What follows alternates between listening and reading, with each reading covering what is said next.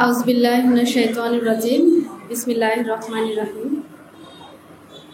আজকে অনুষ্ঠানের উপস্থিত বিশেষ অতিথিবৃন্দ, অনুষ্ঠানের সভাপতি এবং মানিকগঞ্জ জেলার বিভিন্ন ইউনিয়ন থানা থেকে আগত বোনেরা, মায়েরা, আপনাদের সবাইকে আমার পক্ষ থেকে, হিজবুত তৌহিদের আন্দোলনের পক্ষ থেকে জানাই আন্তরিক শুভেচ্ছা, অভিনন্দন এবং সালাম।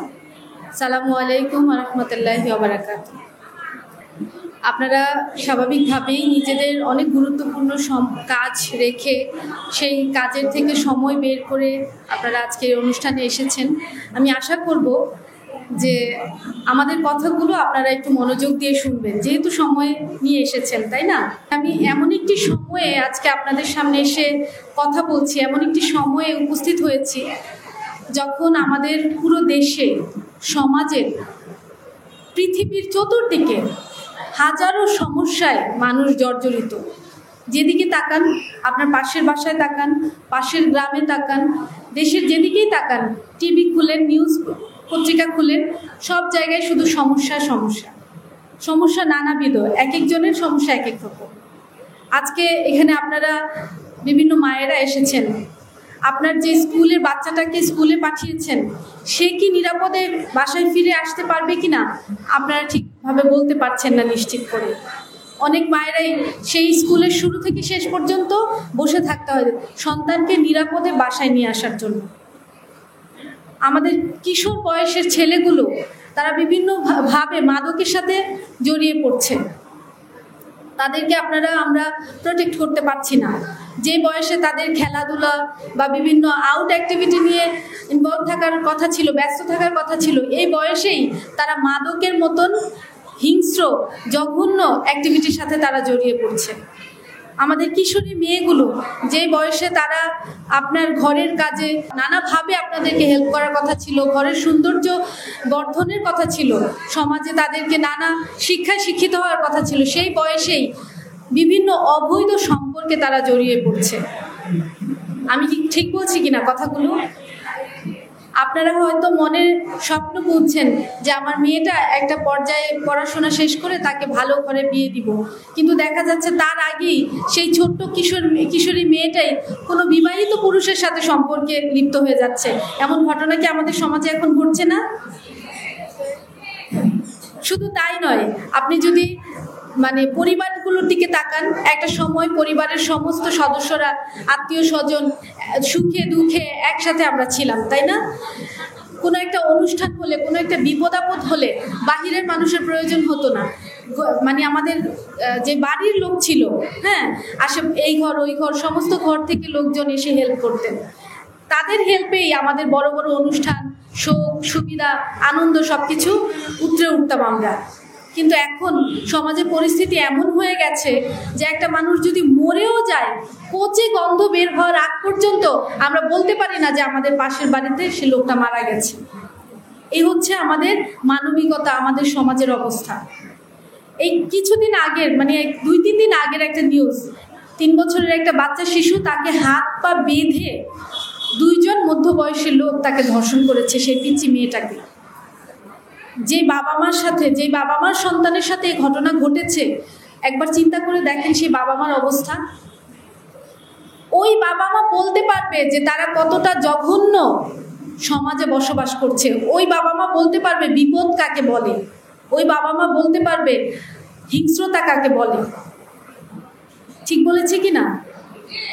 আরো বাস্তবতার দিকে আসেন, আপনার বাহিরে যান, একটা সময় এমন ছিল যে অভাব অনটন যাই হোক না কেন, দেশের পরিস্থিতি, অর্থনৈতিক পরিস্থিতি যাই হোক না কেন, মোটামুটি করে আমরা চলতে পারতাম।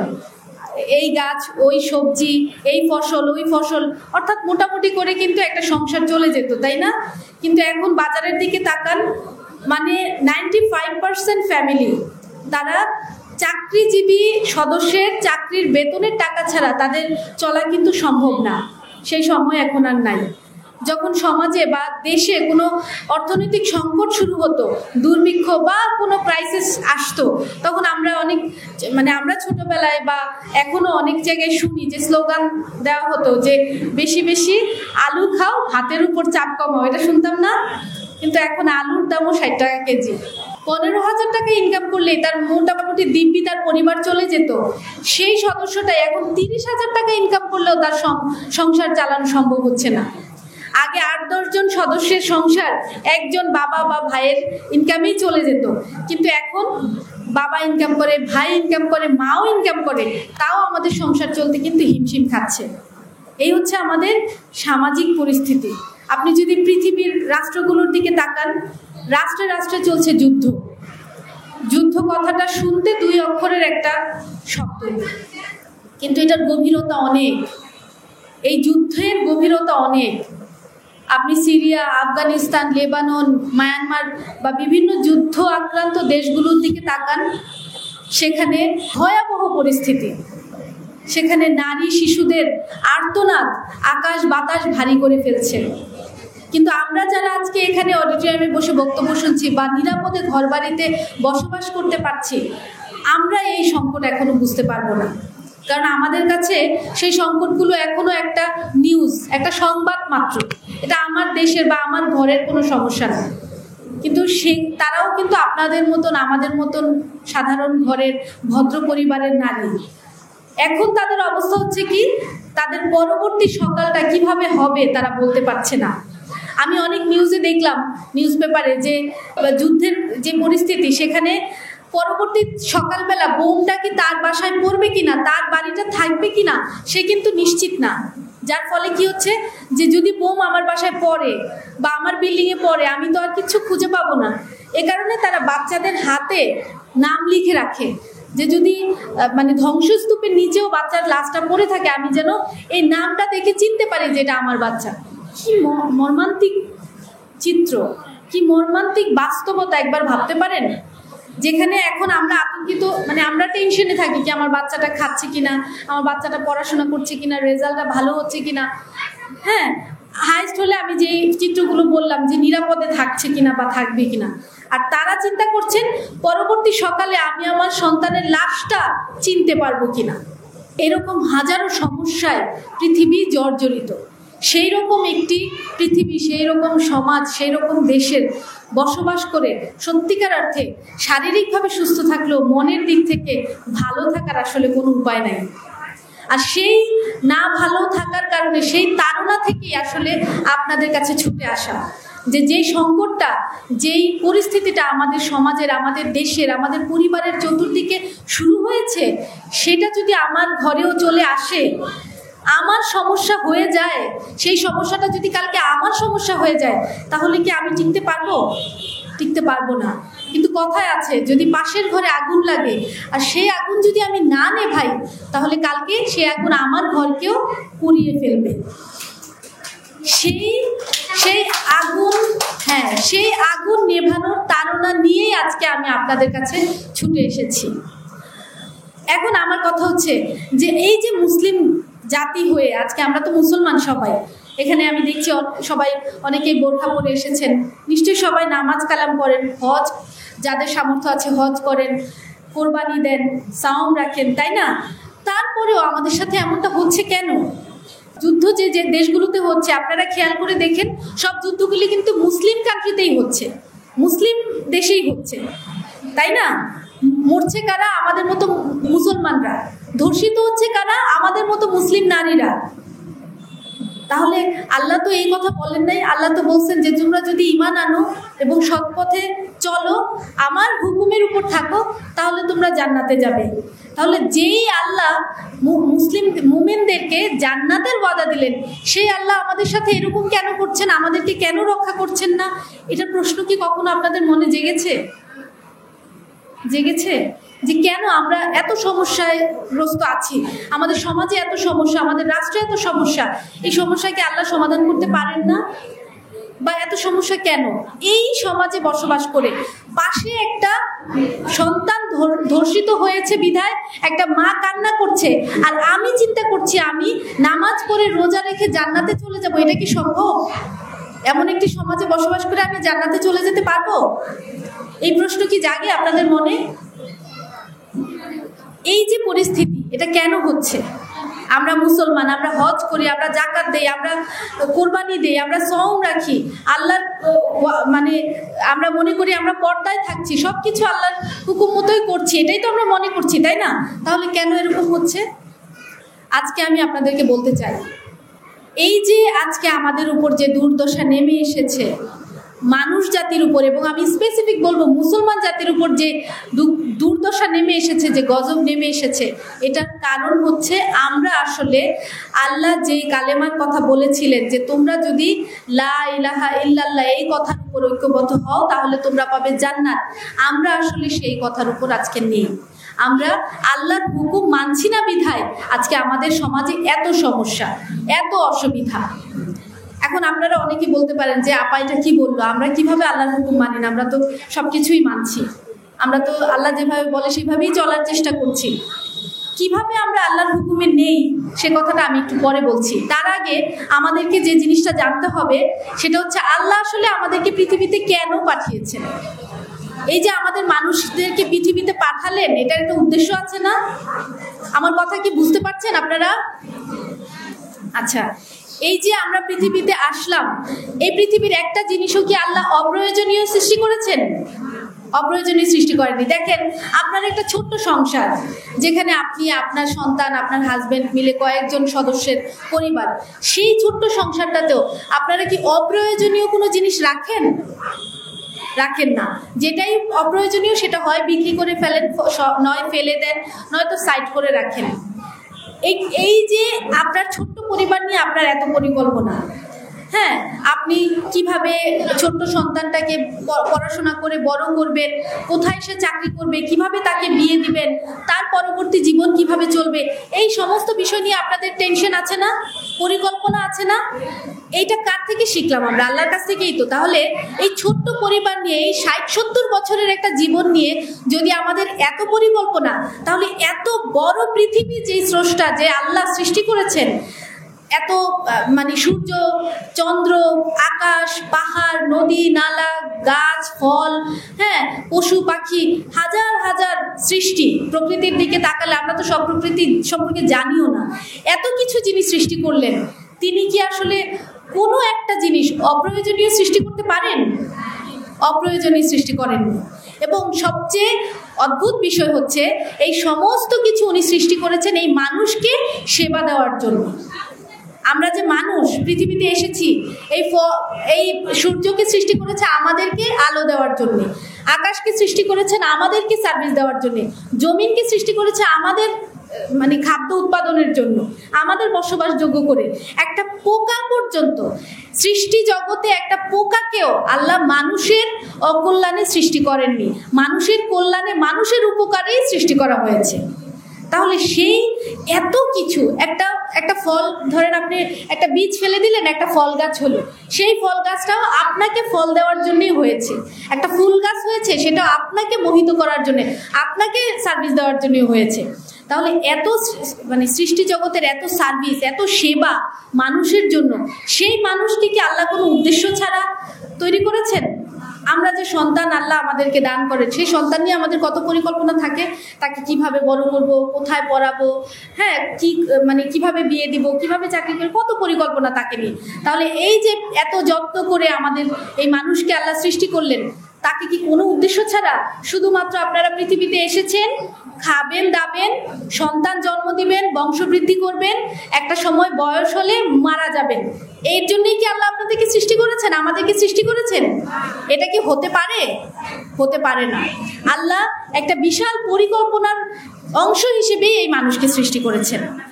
তাই আমি জানি না যে আপনারা কতজন এখানে যারা উপস্থিত আছেন, আপনারা কতজন জানেন যে আমি যে পৃথিবীতে মানুষ হিসেবে আসলাম, আল্লাহ আমাকে কেন সৃষ্টি করেছেন, এই যে উদ্দেশ্যটা, এটা কয়জন জানেন? আমি জানি না। তাই আমার মনে হয় আমাদের একটু জানা দরকার যে আসলে আল্লাহ আমাকে কেন সৃষ্টি করেছে, জানা দরকার না? এই কোরআন শরীফের সূরা বাকারা, সূরা বাকারার নাম তো নিশ্চয়ই শুনেছেন আপনারা। সূরা বাকারার 30 থেকে 39 নং আয়াত পর্যন্ত আল্লাহ একটা বিস্তর বর্ণনা দিয়েছেন যে কিভাবে আল্লাহ মানুষকে সৃষ্টি করেছেন, কেন সৃষ্টি করেছেন। আরো 2-1টা সূরায় আছে, কিন্তু সূরা বাকারায় এই কয়েকটা আয়াত যদি আপনারা পড়েন আপনারা জানতে পারবেন। সূরা বাকারার 30 থেকে 39 নং আয়াতে। সেইখানে আল্লাহ যে কথাগুলো বলেছেন যে দেখেন, আল্লাহ এই পুরো পৃথিবী বিশ্ব ব্রহ্মাণ্ড সৃষ্টি করেছেন। সূর্য, চন্দ্র, গ্রহ, নক্ষত্র, নদী, নালা, পাখালি, সমস্ত কিছু। কোনো কিছু কি একটার উপর আরেকটা বাড়ি খাচ্ছে? সূর্য এসে কখনো চন্দ্রের উপর পড়ছে? কখনো কি নদী একেবারে মানে অপ্রয়োজনীয় কারণ ছাড়া আপনার ঘরের উপর দিয়ে চলে যাচ্ছে? হ্যাঁ, পাখি যাদের যেই ডিউটি আল্লাহ দিয়ে দিয়েছেন, ফল ফলাদি, কখনো কি বলে যে তুমি মুসলমানের জন্য তোমার ঘরে আমি ফল দিব, অন্যদের ঘরে ফল দিব না, এরকম বলে? অর্থাৎ যাকে আল্লাহ যে জন্য সৃষ্টি করেছেন সুন্দরভাবে সব কিছুই পরিচালিত হচ্ছে, কোথাও কোনো ব্যত্যয় হচ্ছে না। আকাশে হাজার হাজার গ্রহ নক্ষত্র, আমাদের এই পৃথিবীর মতন হাজার হাজার গ্রহ নক্ষত্র, সেটা সম্পর্কে আমাদের জ্ঞান অত স্পষ্ট এখনো হয়ও নেই, তাই না? সেগুলো কিন্তু সুন্দরভাবে চলছে। আল্লাহর ইচ্ছা হলো যে আমি স্বাধীন ইচ্ছা শক্তি একটি আমার প্রতিনিধি সৃষ্টি করব, মনুষ্য জাতি সৃষ্টি করব, যারা এই পৃথিবীটাকে আমি যেভাবে এই বিশ্ব ব্রহ্মাণ্ড পরিচালনা করছি তারাও এই পৃথিবীটাকে এমন সুন্দরভাবে পরিচালনা করবে। এটা আল্লাহ ইচ্ছা পোষণ করলেন। তখন স্বাভাবিকভাবে আমরা কি করি? আমরা কোনো পরিকল্পনা করলে আগে পরিবারের সদস্যদের সাথে আলাপ আলোচনা করি না যে আচ্ছা পরবর্তী এই কাজটা বা এই বড় অনুষ্ঠানটা কিভাবে করব? ঘরের সদস্যদের সাথেই তো আগে আলাপ করি। আল্লাহ তার আরশের ফেরেশতাদেরকে নিয়ে বসলেন, বসে তিনি সেই ইচ্ছাটা প্রকাশ করলেন যে আমি মানুষ সৃষ্টি করতে চাই। মানুষ বলতে আমার প্রতিনিধি, আমার খলিফা সৃষ্টি করতে চাই। আর খলিফা কথাটার অর্থ বাংলায় প্রতিনিধি। যখন তিনি বললেন যে আমি প্রতিনিধি সৃষ্টি করতে চাই, তখনই ফেরেশতারা বুঝলেন যে প্রতিনিধি মানে হচ্ছে যে আমি ধরেন এখানে বক্তব্য দিচ্ছি, এই কাজটায় যদি আমি না আসতে পারতাম তাহলে আমি যদি আরেকজনকে পাঠাতাম যে আমি তো যেতে পারছি না, তুমি যাও এখানে বক্তব্যটা দাও, তাহলে সেটা হতো যে আমি আমার প্রতিনিধি পাঠিয়েছি, আমি যেই কাজ করতাম সেই কাজটা এসে আরেকজন করবে, এটা হচ্ছে প্রতিনিধি। তো আল্লাহ যেভাবে পৃথিবীকে বিশ্ব ব্রহ্মাণ্ডকে পরিচালনা করছেন সুশৃঙ্খলভাবে, আল্লাহ চাচ্ছেন এই পৃথিবীতে তিনি সরাসরি পরিচালনা না করে মানুষের মাধ্যমে তার খলিফা পাঠিয়ে তিনি পরিচালনা করবেন। কথাটা কি ক্লিয়ার হয়েছে? হ্যাঁ। তখন ফেরেশতারা বললেন, হে আল্লাহ, আপনি মানুষ কেন সৃষ্টি করবেন, খলিফা কেন সৃষ্টি করবেন? আমরাই তো আছি আপনার ইবাদত করার জন্য, আপনার গুণ কীর্তন করার জন্য। তখন তিনি বললেন, আমি যা জানি তোমরা তা জানো না। তখন স্বাভাবিকভাবেই আল্লাহ যেই প্রতিনিধিটা সৃষ্টি করলেন বা করবেন, খলিফা সৃষ্টি করবেন, তার তো একটা শ্রেষ্ঠত্ব থাকা লাগবে। ধরেন আমি আপনার উপরে একটা কিছু সৃষ্টি করলাম, আপনার উপরে আমার যোগ্যতা থাকা লাগবে না বেশি? তখন আল্লাহ সেই যোগ্যতার প্রমাণ দেওয়ার জন্যে সমস্ত ফেরেশতাদেরকে ডাকলেন, ডেকে আদম আলাইহিসসালামকে আনলেন। আদম আলাইহিসসালামকে উনি কিভাবে বানালেন? নিজ হাতে। আর সমস্ত যে সৃষ্টিকুল সেগুলো বলেছেন কুন, হয়ে যাও, হয়ে গেছে। এই আকাশ বাতাস নদী নালা পাহাড় পর্বত যা দেখছেন সব আল্লাহ খালি একটা ওয়ার্ডার করেছেন, হয়ে গেছে। কিন্তু আদমকে উনি বানিয়েছেন নিজে, যত্ন করে, নিজের হাতে। আমার কথাটা কি বুঝতে পারছেন আপনারা? আচ্ছা, বানানোর পরে কি করলেন? উনি ওনার নিজের আত্মা থেকে, রূহ থেকে উনি ফুঁকে দিলেন আদমের ভিতরে। এই যে রূহটা ওনার আদমের মধ্যে ফুঁকে দিলেন, এতে করে কি হলো? আল্লাহর রূহটা আদমের মধ্যে চলে গেলেন। এই রূহের সাথে আল্লাহর যত সিফত আছে, গুণ আছে, তা অল্প অল্প পরিমাণে আদম আলাইহিস সালামের ভিতরে চলে গেল।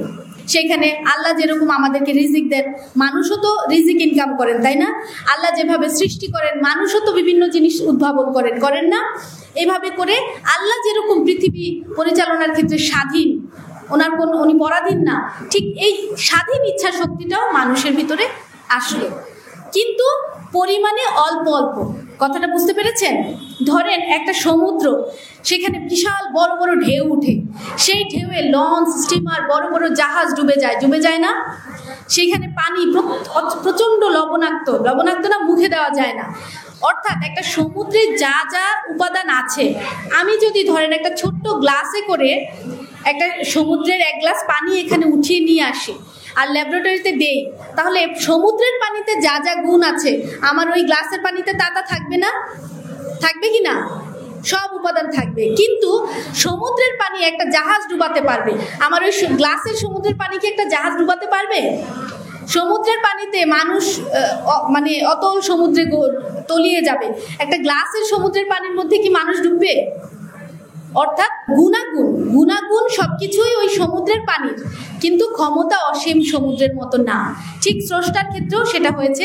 স্রষ্টা যখন আদমের ভিতরে নিজের রূহ ফুঁকে দিলেন, তখন তার সমস্ত গুণ সিফত আদমের মধ্যে আসলো, কিন্তু অল্প পরিসরে। ঠিক আছে, তখন আল্লাহ তাকে জ্ঞান দিলেন, শিক্ষা দিলেন, সমস্ত প্রকৃতির জ্ঞান অর্জন করার পর আদম যখন ফেরেশতাদের সামনে এসে দাঁড়ালো, তখন বলল যে ফেরেশতাদেরকে জিজ্ঞেস করলো, আচ্ছা তোমরা বলো তো অমুক জিনিসের নাম কি, ওই জিনিসের নাম কি? তখন ফেরেশতারা বললো, আমরা তো এগুলো জানি না, আপনি মহাজ্ঞানী, আপনি জানেন। তখন আবার আদম আলাহিসাল্লামকে জিজ্ঞেস করলেন যে তুমি বলো এগুলো কি। তখন আদম আলাহিসাল্লাম সব কিছুর নাম বলে দিতে পারলেন। তাহলে কি প্রমাণ হলো? ফেরেশতাদের চেয়ে আদম আলাহিসাল্লামের যোগ্যতা বেশি, তাই প্রমাণ হলো না? তখন আল্লাহ বললেন যে ঠিক আছে, তাহলে তোমরা আদমের আনুগত্য স্বীকার করে নাও, অর্থাৎ সেজদা করো তাকে, আনুগত্য স্বীকার করে নাও। অর্থাৎ এই যে মালায়েকরা পৃথিবীতে মানুষদেরকে সার্ভিস দিচ্ছে না, এই সার্ভিসটা যে দিবে মানুষকে, খলিফাদেরকে, এই আনুগত্যটা স্বীকার করে নিতে বললেন। তখন সবাই আনুগত্য স্বীকার করলেন, সবাই সেজদা করলেন, শুধু একজন বাদে, সেটা হচ্ছে ইবলিস। ইবলিস বলল যে আমি আগুনের তৈরি আর এ হচ্ছে কাদামাটির তৈরি, একে আমি কেন সেজদা করব? অহংকার করলেন। তখন আল্লাহ কি বললেন যে ও তুমি অহংকার করছো, আচ্ছা ঠিক আছে, তাহলে তুমি জান্নাত থেকে বের হয়ে যাও। আপনারা কি শুনেছেন যে ইবলিস এমন একজন ফেরেশতা ছিলেন যিনি এই জমিনের এমন এক সরষা পরিমাণ জায়গা ছিল না যেখানে তিনি সেজদা করেন নাই? এটা শুনেছেন না? আপনারা সবাই শুনেছেন কি না? এত বেশি ইবাদত করেছেন যে উনি ফেরেশতাদের সর্দার হয়ে গেছেন। সেই ইবলিস যখন আল্লাহর একটা মাত্র হুকুম অমান্য করেছে, সেটা কি? যে আদমকে সেজদা করেন নাই, এই একটা মাত্র হুকুম অমান্য করার কারণে আল্লাহ তাকে জান্নাত থেকে বের করে দিলেন। এই কথাটা একটু মনে রাখবেন আপনারা।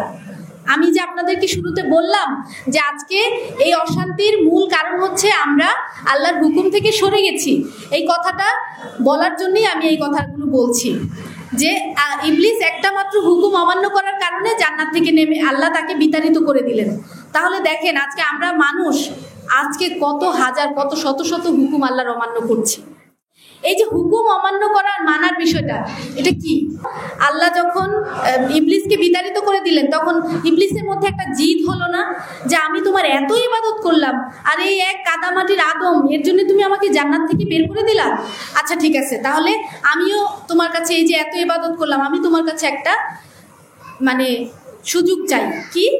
যে এই আদম যার জন্য তুমি আমাকে জান্নাত থেকে বের করে দিয়েছো, আমিও প্রমাণ করে দিব যে আদম তোমার হুকুম মানবে না, এই আদম তোমার হুকুম অমান্য করবে। তখন আল্লাহ বললেন যে আমি যুগে যুগে নবী রাসূল পাঠাবো তাদেরকে সঠিক পথ দেখানোর জন্য, তখন তুমি কিছু করতে পারবে না। তখন ইবলিস বলল যে তুমি যে হেদায়া পাঠাবে, যে পথ পাঠাবে, আমি সেই হেদায়ার আগে পিছনে, বামে ডানে, সামনে পিছনে ওত পেতে বসে থাকবো তোমার এই বান্দাদেরকে বের করে আনার জন্য, এখান থেকে ছোঁ মেরে নিয়ে যাওয়ার জন্য। তখন আল্লাহ বললেন যে ঠিক আছে, তাহলে ইবলিস বললেন তাহলে তুমি আমাকে সুযোগ দাও, আমি যেন তোমার কিয়ামত পর্যন্ত আমি যেন হায়াত পাই এবং আমি যেন তোমার এই আদমের শিরায় শিরায় প্ররোচনা দিতে পারি, প্রভাবিত করতে পারি। তখন আল্লাহ বললেন আচ্ছা ঠিক আছে, আমি তোমাকে এই ক্ষমতা দিলাম, কিন্তু তুমি আমার মুখলেস মোমেন বান্দাদেরকে কোনো ক্ষতি করতে পারবে না। তাহলে এই জায়গায় আল্লাহর সাথে একটা চ্যালেঞ্জ হয়ে গেল না ইবলিসের? আমি যে কথাগুলো আপনাদেরকে বললাম এই সৃষ্টির এই ব্যাপারগুলো কিন্তু এই কোরআনে আছে, আপনারা সূরা বাকারায় পড়ে নিতে পারেন। তাহলে এই জায়গায় আল্লাহর সাথে ইবলিসের একটা চ্যালেঞ্জ হয়ে গেল না? সেই থেকে শুরু হলো কিন্তু আমাদের মানুষ জাতির খেলাফত হিসেবে যাত্রা। আল্লাহ করলেন কি, তখন আদম আর মা হাওয়াকে জান্নাতে রাখলেন। এখান থেকে আরেকটা জিনিস একটু বুঝে নেবেন যে তাহলে আমাদের বাড়ি কোথায় ছিল? জান্নাতে। আমাদের মা বাবা কোথায় ছিলেন? আদম হাওয়া কোথায়? জান্নাতে ছিল। তাহলে সেই জান্নাত থেকে আমরা কিভাবে বের হলাম? এই যে আমাদের প্রকাশ্য শত্রু ইবলিস, যার কাছ থেকে আমরা প্রতিনিয়ত পানা চাই, সেই ইবলিস বাবা আদম এবং মা হাওয়াকে প্ররোচনা দিলেন যে তোমরা এই আল্লাহর হুকুম ভঙ্গ করানোর জন্য। কিভাবে ভঙ্গ করলেন? আল্লাহ বললেন তোমরা জান্নাতের সমস্ত সুখ সুবিধা ভোগ করো, কিন্তু ওই গাছের, ওই বৃক্ষের সামনে যাবা না। জানেন তো এই কথা নাকি? কিন্তু ইবলিসের কথা হলো আমি তাকে দিয়ে, আমি এই মানুষকে দিয়ে, এই খলিফাকে দিয়ে, এই আদমকে দিয়ে আল্লাহর হুকুম ভঙ্গ করাবো। তখন মা হাওয়াকে প্ররোচনা দিলেন, বাবাকে প্ররোচনা দিলেন, দিয়ে ওই বৃক্ষের কাছেই তাদেরকে নিলেন, আল্লাহর হুকুম ভঙ্গ করালেন। পরবর্তীতে কি হলো? আল্লাহর হুকুম ভঙ্গ করার কারণে আল্লাহ আদম এবং হাওয়াকে জান্নাত থেকে নামিয়ে দিলেন। তাহলে আমরা যে জান্নাত থেকে দুনিয়াতে, আল্লাহ বললেন যে যাও তোমরা জান্নাত থেকে নেমে যাও, দুনিয়াতে যাও, দুনিয়াতে গিয়ে সেখানে বসবাস করো, সেখানে ফসল ফলাও, সেখানে জীবনযাপন করো। তখন আদম আলাইহিস সালাম মা হাওয়া আল্লাহর কাছে মাফ চাইলেন, তারা পানা চাইলেন যে আমাদেরকে ক্ষমা করেন, ঠিক আছে। কিন্তু আল্লাহ বললেন যে আচ্ছা ঠিক আছে, আমি তোমাদেরকে আরেকটা সুযোগ দিলাম, আমি তোমাদেরকে যে ডিরেকশন দিব, যে হুকুম দিব, সেই হুকুম অনুযায়ী তোমরা যদি পৃথিবীতে বসবাস করতে পারো, তাহলে তোমরা আবার এই জান্নাতে ফিরে আসবে। এখানে একটা জিনিস আপনারা বুঝতে পেরেছেন কিনা, আমাদের বাড়ি কোথায় ছিল? জান্নাতে। আমরা এই পৃথিবীতে কেন এসেছি? ভুল করার কারণে, শাস্তি স্বরূপ। এটা কি বুঝতে পেরেছেন? আমাদের মা বাবা আল্লাহর হুকুম ভঙ্গ করেছিল বিধায় শাস্তি স্বরূপ আমাদেরকে জান্নাত থেকে নামিয়ে এই পৃথিবীতে পাঠানো হয়েছে। বুঝতে পেরেছেন? এখন তাহলে আল্লাহ যে সুযোগ দিয়েছেন যে তোমরা হুকুম মানলে আবার কোথায় যেতে পারবো? জান্নাতে। তাহলে আমাদের গন্তব্য কোথায়? জান্নাতে। এখন সেই গন্তব্যে পৌঁছাতে হলে আমাদের শর্ত কি? আল্লাহর হুকুমটা মানতে হবে। আল্লাহ এই হুকুমটা দিয়েছেন যে এই হচ্ছে গাইডলাইন, তোমরা যদি পৃথিবীতে এই অনুযায়ী চলো তাহলে তোমাদের পৃথিবী হবে শান্তিপূর্ণ, তোমরা পরবর্তীতে মৃত্যুর পরে পাবে জান্নাত। এখন বলেন, আল্লাহ যে হুকুম দিয়েছে আমরা কি সেই অনুযায়ী যদি চলতাম তাহলে আমাদের পৃথিবীতে শান্তি থাকতো না? ঠিক আছে, সেই কথাও আমি পরে আসছি। এই শুরু হলো আদম আলাইহিস সালাম থেকে শুরু করে যুগে যুগে নবী রাসূল আল্লাহ প্রেরণ করা শুরু করলেন। নবী রাসূল আল্লাহ কোরআনে বলেছেন যে এটা নিয়েও মতান্তর আছে যে উনি লক্ষাধিক নবী রাসূল উনি পাঠিয়েছেন, আল্লাহ পাঠিয়েছেন। কেন পাঠিয়েছেন? মানুষকে পথ দেখানোর জন্য, ডিরেকশন দেওয়ার জন্য, মানুষ যেন সঠিক পথ সম্পর্কে জানে, সঠিক আল্লাহর হুকুম সম্পর্কে জানে, এর জন্য উনি যুগে যুগে নবী রাসূল পাঠিয়েছেন। আচ্ছা, একজন নবী রাসূল পাঠালেই তো হতো, লক্ষ নবী রাসূল পাঠানোর কি দরকার ছিল? এত লাখের উপরে নবী রাসূল কেন পাঠালেন? দেখেন, যখনই একটা জনপদে নবী রাসূল এসে বলেছে, হে মানুষ, তোমরা আল্লাহর এই হুকুমের উপরে ঐক্যবদ্ধ হও, আল্লাহর হুকুম ছাড়া আর কারো হুকুম মানবো না, লা ইলাহা ইল্লাল্লাহ, এই কথার উপরে আসো। যদি তোমরা এটা মেনে চলো তাহলে তোমাদের সমাজেও শান্তি প্রতিষ্ঠিত হবে, তোমরা পরকালে জান্নাতে যাবে। যখন এই কথার উপরে কিছু মানুষ ঐক্যবদ্ধ হলো, তখন সেই মানুষগুলোকে নিয়ে এই নবী রাসূলগণ একটা শান্তিপূর্ণ সমাজ গঠন করলেন। স্বাভাবিকভাবে মানুষ তো আর অমর না, অমর কি? তার তো একটা নির্দিষ্ট হায়াত আছে। যখন সেই নবী বা রাসূল ইন্তেকাল করলেন, তখন বছর 50 বা 100 বছরের মধ্যে তার যে অনুসারীরা ছিল তারা আবার তাদের আল্লাহর হুকুম ভুলে গেল। ধরেন আল্লাহ বলছেন সুদ খাও না, মানুষ সুদ খাওয়া শুরু করলো। আল্লাহ বলছেন মানুষের সাথে অনৈক্য করো না, তারা অনৈক্য করা শুরু করলো। আল্লাহ বলছেন অশ্লীলভাবে চলো না, তারা অশ্লীলতা শুরু করে দিল। তাহলে কি সমাজে বিশৃঙ্খলা শুরু হয়ে গেল না? অশান্তি শুরু হয়ে গেল না? এই অন্যায়ের কারণে যখন সমাজ একেবারে অন্যায়ে পরিপূর্ণ হয়ে গেল, তখন আল্লাহ আরেকজন নবী রাসূল পাঠালেন, নবী বা রাসূল পাঠালেন। তখন সেই নবী রাসূল এসে আবার তাদেরকে ডাকলেন যে হে মানুষ, তোমরা এই কথার উপর ঐক্যবদ্ধ হও যে লা ইলাহা ইল্লাল্লাহ, আল্লাহ ছাড়া কারো হুকুম মানবো না। তখন আবার কিছু মানুষ ঐক্যবদ্ধ হলো। এভাবে করে করে আদম আলাইহিস সালাম থেকে শুরু করে আজকে আমরা শেষ আখিরি জামানায় আমাদের নবী হচ্ছেন হযরত মুহাম্মদ সাল্লাল্লাহু আলাইহি সাল্লাম, যার পরে আর কোনো নবী আসবেন না। তিনি যখন আরবের সমাজে এসেছিলেন, সেই সমাজেও এমন অবস্থায় ছিল, অন্যায়ে পরিপূর্ণ, যেখানে মনুষ্যত্ব বোধ বলতে কিছু ছিল না। কিছুক্ষণ আগে আপনাদেরকে আমি আমাদের সমাজের যে বর্ণনা দিয়েছি, যে আজকে আমাদের ঘর থেকে বের হলে নিরাপত্তা নেই, আমার স্বামী সন্তান যে বের হয়ে গেছে তারা কি নিরাপদে ফিরে আসবে কিনা আমরা জানি না। আমাদের অর্থনৈতিক অবস্থা শোচনীয়, আমরা কালকে কি খেতে পারবো কি পারবো না অনেকেই সেটা বলতে পারছে না। আমাদের 2 বছরের কন্যা শিশু থেকে 60 বছর 80 বছরের বৃদ্ধা নারী পর্যন্ত আমাদের সমাজে আজকে ধর্ষিত হচ্ছে। তাহলে এটা কি একটা অন্যায়পূর্ণ সমাজ না? ঠিক আল্লাহর রাসূল যখন আজ থেকে 1400 বছর আগে আরবে এসেছিলেন, ঠিক তখন এমনই একটা সমাজ ব্যবস্থা সেখানে বিরাট ছিল। সেইখানে কি হতো, সেইখানে মানুষের কোনো ন্যায় অন্যায়ের বোধ ছিল না। মানুষ বংশ পরম্পরায় মারামারিতে লিপ্ত ছিল।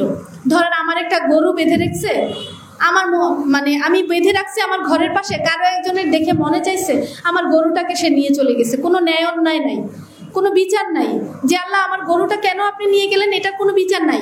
এই ছিল সেখানের অবস্থা। যার জোর বেশি সে দুর্বলের উপরে অত্যাচার চালাচ্ছে। ধরেন আপনার ঘরে একটা সুন্দরী মেয়ে আছে, আপনার সেই একটা লোকের ভালো লাগছে, সে উঠায় নিয়ে চলে গেছে, বলার কিচ্ছু নাই। কোনো মেয়ে সে পতিতালয় তো চিনেন নাকি, পতিতালয়ে যাবে না, তাকে জোরপূর্বক পতিতালয়ে বিক্রি করে দিয়ে আসছে। আপনারা শুনেছেন না আয়ামে জাহিলিয়াতের সময় বাবা কন্যা সন্তান হলে মাটিতে পুঁতে ফেলতো, এই কাহিনী সবাই তো শুনছেন। আচ্ছা, আপনি যেরকম মা, আপনারা আমাদের সমাজের যেমন বাবারা, সেই সমাজের বাবা মায়ের মায়া মমতাকে আলাদা ছিল? তাদের গায়ে কাটলেও রক্ত বের হতো, আমাদেরকে কাটলেও রক্ত বের হয়। আমাদের আত্মা তাদের আত্মা কি আলাদা ছিল? আলাদা না। বাস্তবতার শিকার তারা। সেই সমাজে এত অন্যায় হতো, এত মানে অসম্মান ছিল নারীদেরকে মানুষই মনে করতো না। আজকে আপনাকে সম্মান দিয়ে দেনমোহর দিয়ে বিয়ে করা হচ্ছে, সেই সময় মন চাইছে একটা মেয়েকে দেখছে যে আমার একে ভালো লাগছে, তাকে উঠাই নিয়ে যাইতেছে, বিয়ে শাদীর কোনো বালাই নাই। নারী এদেরকে মানুষই মনে করতো না, মনে করতো যে এরা হচ্ছে দাসীবাদী, এরা শুধু আমাদের মনোরঞ্জন করবে, আমাদের ভোগ্যপণ্য এরা। বুঝছেন, আমরা যেমন খাওয়া দাওয়া উপভোগ করি না, খাই না, আমাদের ধরেন প্রসাদনী এগুলো আমরা উপভোগ করি না, ঠিক তেমনি নারীকেও তারা এরকম উপভোগ্য জিনিস মনে করতো। এমন একটা জঘন্য সমাজে যখন কোনো পিতার ঘরে একটা কন্যা সন্তানের জন্ম হয়, তখন সেই পিতা কি করবে? সেই পিতা জন্ম হওয়ার সাথে সাথে চিন্তা করতো, আরে আমার এই মেয়েকে তো আমি রক্ষা করতে পারবো না। এ যখন প্রাপ্তবয়স্ক হবে তখন একে কোনো শক্তিশালী সম্প্রদায়ের চোখে যখন সে পড়বে, কোনো শক্তিমানের চোখে পড়বে, তখন তো তাকে উঠাই নিয়ে যাবে। তার ইজ্জতের নিরাপত্তা তো সেই বাবা দিতে পারবে না।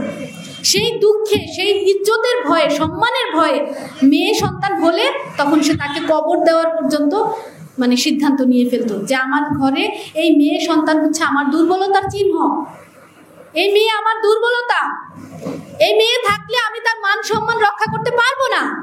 যুদ্ধের সময় আমাকে পরাজিত করার জন্য শত্রুপক্ষ এই মেয়েকে ব্যবহার করবে। হয়তো যুদ্ধের ময়দানে এর গায়ে অস্ত্র ঠেকায় আমাকে বলবে যে তুমি ইয়ে করো। আপনার বাংলা সিনেমায় দেখেন না এরকম? এই কারণে বাবারা কন্যা সন্তান হলে কবর দিয়ে ফেলত। আজকে দেখেন আমাদের সমাজের চিত্র কি এর চেয়ে ভালো? আজকে আমাদের 2 বছরের কন্যা সন্তানকে আমরা নিরাপত্তা দিতে পারছি না, তারা ধর্ষণের শিকার হচ্ছে। এখন আমার ঘরে যখন একটা কন্যা সন্তান হয়, তখন কি আমি এই সমাজের একজন বাসিন্দা হিসেবে এই ভয় আমার মনে কাজ করবে না যে আমার মেয়েটা কি নিরাপদ থাকবে কিনা? আমার মেয়েটা যখন স্কুলে যাবে তখন তার ইজ্জতের নিরাপত্তা আমি কিভাবে দিব, এই ভয়কে আমার মনে কাজ করবে না? সেই ভয়েই ওই সমাজেও ছিল। আজকে আপনারা আল্লাহ কোরআনে বলছেন যে তোমার অর্থনীতি হবে যাকাত ভিত্তিক, সুদ খাবে না, সুদ হারাম। কিন্তু সেই সময় সুদের কারবার ছিল। সেম আমাদের সমাজে এখন সুদ চলে না, সুদের বিরুদ্ধে কথা বলে এমন কেউ আছে? আপনাদের মসজিদে, মাদ্রাসায়, খুতবায় বহুত ইসলামিক আলোচনা হয়, কিন্তু আমাদের সুদ কি বন্ধ হয়েছে আমাদের সমাজ থেকে? ব্যভিচার, ইসলামে ব্যভিচারকে নিষিদ্ধ করা হয়েছে, কিন্তু বাংলাদেশ সরকারের সংবিধানে ব্যভিচারের কোনো শাস্তি নাই। তাহলে আমরা কি মানতে পারছি আল্লাহর হুকুম? এই রকম অন্যায়পূর্ণ একটা সমাজ ব্যবস্থা ছিল তখন আরবে। সেই সময় আল্লাহ রাসূল এসে সমস্ত মানুষকে বললেন যে হে মানুষ, তোমরা আসো এই কথার উপরে, লা ইলাহা ইল্লাল্লাহ, আল্লাহ ছাড়া কারো হুকুম মানি না, মানবো না। এই কথার উপর যদি তোমরা ঐক্যবদ্ধ হও, তাহলে তোমাদের এই যে আরবের এত সমস্যা, তোমাদের এই যে এত হানাহানি, কাটাকাটি, মারামারি, এই যে তোমাদের হাজারো দ্বন্দ্ব, এই সমস্ত কিছু নিরসন হয়ে যাবে। এই আহ্বান আল্লাহ রাসূল করলেন। উনি এই আহ্বান করার ফলে কি সবাই ইসলামের পক্ষে, এই কালেমার তৌহিদের উপরে কি ঐক্যবদ্ধ হয়ে গিয়েছিল? হয়নি। তার এই কথার উপরে গুটি কয়েক মানুষ ঐক্যবদ্ধ হয়েছিল, যারা দেখেছে যে না, এই রাসূল সাল্লাল্লাহু আলাইহি সাল্লামের এই কথা যদি মেনে নেয় তাহলে তো তারা অধিকার পাবে, তারা শান্তি পাবে, তারাই শুধু এই ডাকে সাড়া দিয়েছিল। সাড়া দেওয়ার পর আল্লাহ রাসূল সেই সমাজের মানুষদেরকে, তার আন্ডারে তৌহিদের ভিত্তিতে যারা ঐক্যবদ্ধ হয়েছে, তাদেরকে তৌহিদ শিক্ষা দিলেন, আল্লাহর হুকুমগুলো শিক্ষা দিলেন, আল্লাহ কি করতে বলেছেন, কি করতে নিষেধ করেছেন সেইগুলো শিক্ষা দিলেন। দিয়ে নারী পুরুষ সবাইকে আগে কি করলেন, যোগ্যতা সম্পন্ন করলেন। করার পর এই আদর্শটাকে পুরো আরবে ছড়িয়ে দিলেন। এমন একটি সমাজ তিনি গঠন করলেন যেই সমাজে মানে এত শান্তি প্রতিষ্ঠিত হয়েছিল যে মানুষ দরজা খোলা রেখেও ঘুমিয়ে যেতে পারত, অসুবিধা ছিল না। সে চিন্তাই করতো না যে তার মেয়েকে কেউ উঠাই নিয়ে যাবে তো দূরের কথা, তার জুতাটাও কেউ চুরি করবে সেই ভয় সে পেত না। কথা বুঝতে পেরেছেন? এই শান্তিপূর্ণ সমাজটা কিভাবে গঠন হলো? এই তৌহিদের ভিত্তিতে, আল্লাহর হুকুমের ভিত্তিতে। ঠিক তেমনি আজকে আমাদের সমাজের দিকে তাকান, আমাদের আল্লাহর রাসূল, আমাদের আখিরি নবী হযরত মুহাম্মদ সাল্লাল্লাহু আলাইহি সাল্লাম ইন্তেকাল করেছেন। কত বছর হয়েছে? 1500 বছর চলে গেছে। আল্লাহ রাসূল ভবিষ্যৎবাণী করে গেছিলেন যে আমার ওফাতের 60-70 বছর পরে আমার এই দিন মোটামুটি বিকৃত হয়ে যাবে। তো আমরা যদি 100 বছরও চিন্তা করি, আল্লাহ রাসূলের মৃত্যুর 100 বছর পর থেকে যদি দিন বিকৃত হয়ে যায়, সেই থেকে আজকে কত বছর? 1500 বছর। সেই 1500 বছরে আল্লাহ রাসূল যে ইসলাম দিয়ে গেছেন সেই ইসলাম আর আজকে যে ইসলাম আমরা দেখছি সেই ইসলাম হচ্ছে পুরো বিপরীতমুখী। মিল তো নাই। আল্লাহ রাসূলের ইসলাম যদি হয় এই মুখী, এখন যে ইসলাম চলছে সেটা হচ্ছে এই মুখী, মানে পুরো বিপরীতমুখী। কিভাবে বিপরীতমুখী আমি আপনাদেরকে একটু বুঝিয়ে বলি। দেখেন, আল্লাহ রাসূলের ইসলামের সময় কেউ ধর্মের কাজ করে বিনিময় নিত না। ধর্মের কাজ করতো মানুষ নিঃস্বার্থভাবে। কিন্তু এখন আপনি ধর্মের কাজ করান, নামাজ পড়ান, মুর্দা দাফন করান, বিবাহ করান বা যত ধর্মীয় কর্মকাণ্ড আছে যাই করেন আপনাকে কিন্তু টাকা দিতে হয়, দিতে হয় না? অথচ সূরা বাকারার 174-75 নম্বর আয়াতে আল্লাহ বলেছেন, যারা ধর্মের কাজ করে ধর্মের বিনিময়ে তুচ্ছ মূল্য গ্রহণ করে তারা তাদের নিজের পেটে আগুন ছাড়া আর কিছুই পড়ে না। তারা যা খায় সব কিছুই আগুন, সেটা যেটাই খায়, মুরগির মাংস, গরুর মাংস, পোলাও, পানি, ভাত যা খায় সবই আগুন। কত জঘন্য ভয়ঙ্কর কথা, চিন্তা করতে পারেন? অথচ আমাদেরকে যারা ধর্মের শিক্ষা দিচ্ছেন, খোয়ারের বড় মুরগিটা, প্রথম ডিমটা, গাছের প্রথম ফলটা, হ্যাঁ, টিফিন ক্যারি করে ভালো রান্না হলে তাদের খাবারটা তাদের বাসায় কিন্তু আপনারা দিয়ে আসেন। কেন? যে তারা আমাদেরকে ধর্ম শিক্ষা দেয়। অথচ আল্লাহ বলছেন যে এই ধর্মের কাজ করে বিনিময় নেওয়া যাবে না। তাহলে এটা একটা বিপরীত হলো না আল্লাহর ইসলামের সাথে বর্তমানের ইসলামের? আল্লাহ বলছেন তোমরা সুদ হারাম তোমাদের জন্য, কিন্তু আমাদের এখন পুরো অর্থ ব্যবস্থাটাই হচ্ছে সুদ ভিত্তিক। আল্লাহ রাসূলের সময় সুদ ছিল হারাম, তাহলে এটা কি বিপরীত হলো না? আল্লাহ রাসূলের সময় নারীরা সমস্ত কর্মকাণ্ডে পুরুষের পাশাপাশি অংশগ্রহণ করতে পারতেন। নারীদের যেখানে যে যোগ্যতা ছিল তারা অংশগ্রহণ করতে পারতেন। এখন নারীরা সমস্ত ধর্মীয় অঙ্গনে, ধর্মীয় কার্যক্রম থেকে বহিষ্কৃত। আপনারা কোনো ধর্মীয় অঙ্গনে যেতে পারেন? মসজিদে, মাদ্রাসায় যেতে পারেন? যেতে পারেন না। কিছুদিন আগে আমি আমাদের বাসায় এক ছোট্ট বাচ্চা, তাকে মুক্তবে পাঠাবে, বলতেছে যে মুক্তবের যেই টিচার সে বলতেছে যে এর সাথে কোনো বড় মেয়ে ঢুকতে পারবে না। এখন 2 বছরের বাচ্চা আপনি দিলে সে কি নিরাপদে আছে না অনিরাপদে আছে এটা কে চেক দিবে? এটার জন্য গার্জিয়ান লাগে না? এখন গার্জিয়ান হিসেবে যে মেয়ে যাবে তাকে ঢুকতে দিবে না। তাহলে এই যে বড় মেয়ে মসজিদে ঢোকা নিষেধ, এটা আপনাকে কে শিক্ষা দেবে? কথাটা বুঝতে পেরেছেন? আল্লাহ তো কোরআনে বলেন নাই যে মেয়েরা মসজিদে যেতে পারবে না। তাহলে আল্লাহর ইসলামের সাথে এই ইসলামের পার্থক্য আছে না? এইভাবে করে যদি আমি বর্ণনা দিতে যাই তাহলে আপনারা হাজার হাজার পার্থক্য। আল্লাহ রাসূলের 1400 বছর আগের ইসলামের সাথে এখনের ইসলামের কোনো মিল নাই। এটা কি আপনারা বুঝতে পেরেছেন? আচ্ছা, এখন দেখেন, এই যে লা ইলাহা ইল্লাল্লাহ এই কথাটা যে আমরা বলি যে আল্লাহ ছাড়া কাউকে মানি না, এই কথাটা কি আমাদের ঈমান, তাই না? তৌহিদ, যেটার উপরে ভিত্তি করে আমরা মুসলমান হয়েছি, সেই কথাটা যে ঈমান, সেই ঈমানটাও আজকে কিন্তু আমাদের ঠিক নাই। আপনারা এখন হয়তো এই কথা শুনে অনেকেই অবাক হতে পারেন যে ঈমান ঠিক নাই, এটা আবার কি বললেন আপা? হ্যাঁ, ঈমান আমাদের ঠিক নাই। আপনাদেরকে কি বলা হয় যে লা ইলাহা ইল্লাল্লাহ, অর্থাৎ আল্লাহ ছাড়া কোনো মাবুদ নাই। মাবুদ কথাটার অর্থ হচ্ছে উপাস্য, অর্থাৎ যাকে আপনি ভক্তি করেন, শ্রদ্ধা করেন, সম্মান করেন। হ্যাঁ, অর্থাৎ আপনি যেটা বুঝাতে চাচ্ছে কালেমায় যে আল্লাহ ছাড়া সম্মানের, ভক্তির, শ্রদ্ধার আর কেউ নাই।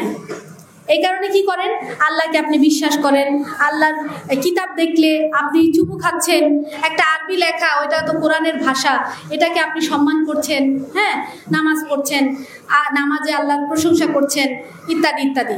কিন্তু বাস্তবিক জীবনে আল্লাহর যত হুকুম আল্লাহ দিয়েছে সেইগুলো কিন্তু আমরা মানছি না। এটার মূল সমস্যাটা হলো যে লা ইলাহা ইল্লাল্লাহ এই কথাটার অর্থ হচ্ছে আল্লাহ ছাড়া কোনো হুকুমদাতা নেই। যে ইলাহ কথাটার অর্থ হচ্ছে হুকুমদাতা, অর্থাৎ আপনার জীবনে চলার পথে যেইখানে যেই পরিস্থিতিতে আল্লাহর হুকুম আছে সেইখানে আপনি আল্লাহর হুকুম ছাড়া আর কারো হুকুম মানতে পারবেন না। এইটা হচ্ছে ইমানের শর্ত। কিন্তু আমরা কি সেই ইমানের শর্ত মানতে পারছি? এই কথাটাকে বোঝানোর জন্য আরেকটু একটা এক্সাম্পল দেই। ধরেন আপনার বাবা, হ্যাঁ, আপনার বাবা, তাকে আপনি সম্মান করেন, ভক্তি করেন, শ্রদ্ধা করেন, করেন কি না? করেন না? কিন্তু আপনি কি জীবনের সব ক্ষেত্রে আপনার বাবার কথা শুনে চলতে পারেন? আপনার বাবা বলছে রাতের অন্ধকারে বাইরে যেও না, অনেকেই সেটা মানতে পারে না, আরে বাবা কি বুঝে, আমার এখন যাওয়াই লাগবে। আপনার বাবা বলছে তুমি শালীনভাবে চলো, এখন বয়সই তো একটু সাজগোজ করে চলার, এখন একটু এভাবে স্কুলে যাব, কলেজে যাব, বাবা কি বুঝে, মা কি বুঝে, সব কথা কি মানতে পারেন? পারেন না। কিন্তু সেই বাবার বা সেই মায়ের সম্পর্কে যদি কেউ কটু কথা বলে, যদি তাকে কেউ খারাপ বলে, তাহলে কি আপনার মাথা ঠিক থাকে? আপনি তাকে তেড়ে বসবেন না, যাই তুমি আমার বাবার সম্পর্কে বাজে কথা বলছো কেন? করবেন কি না? এটা কেন হয়?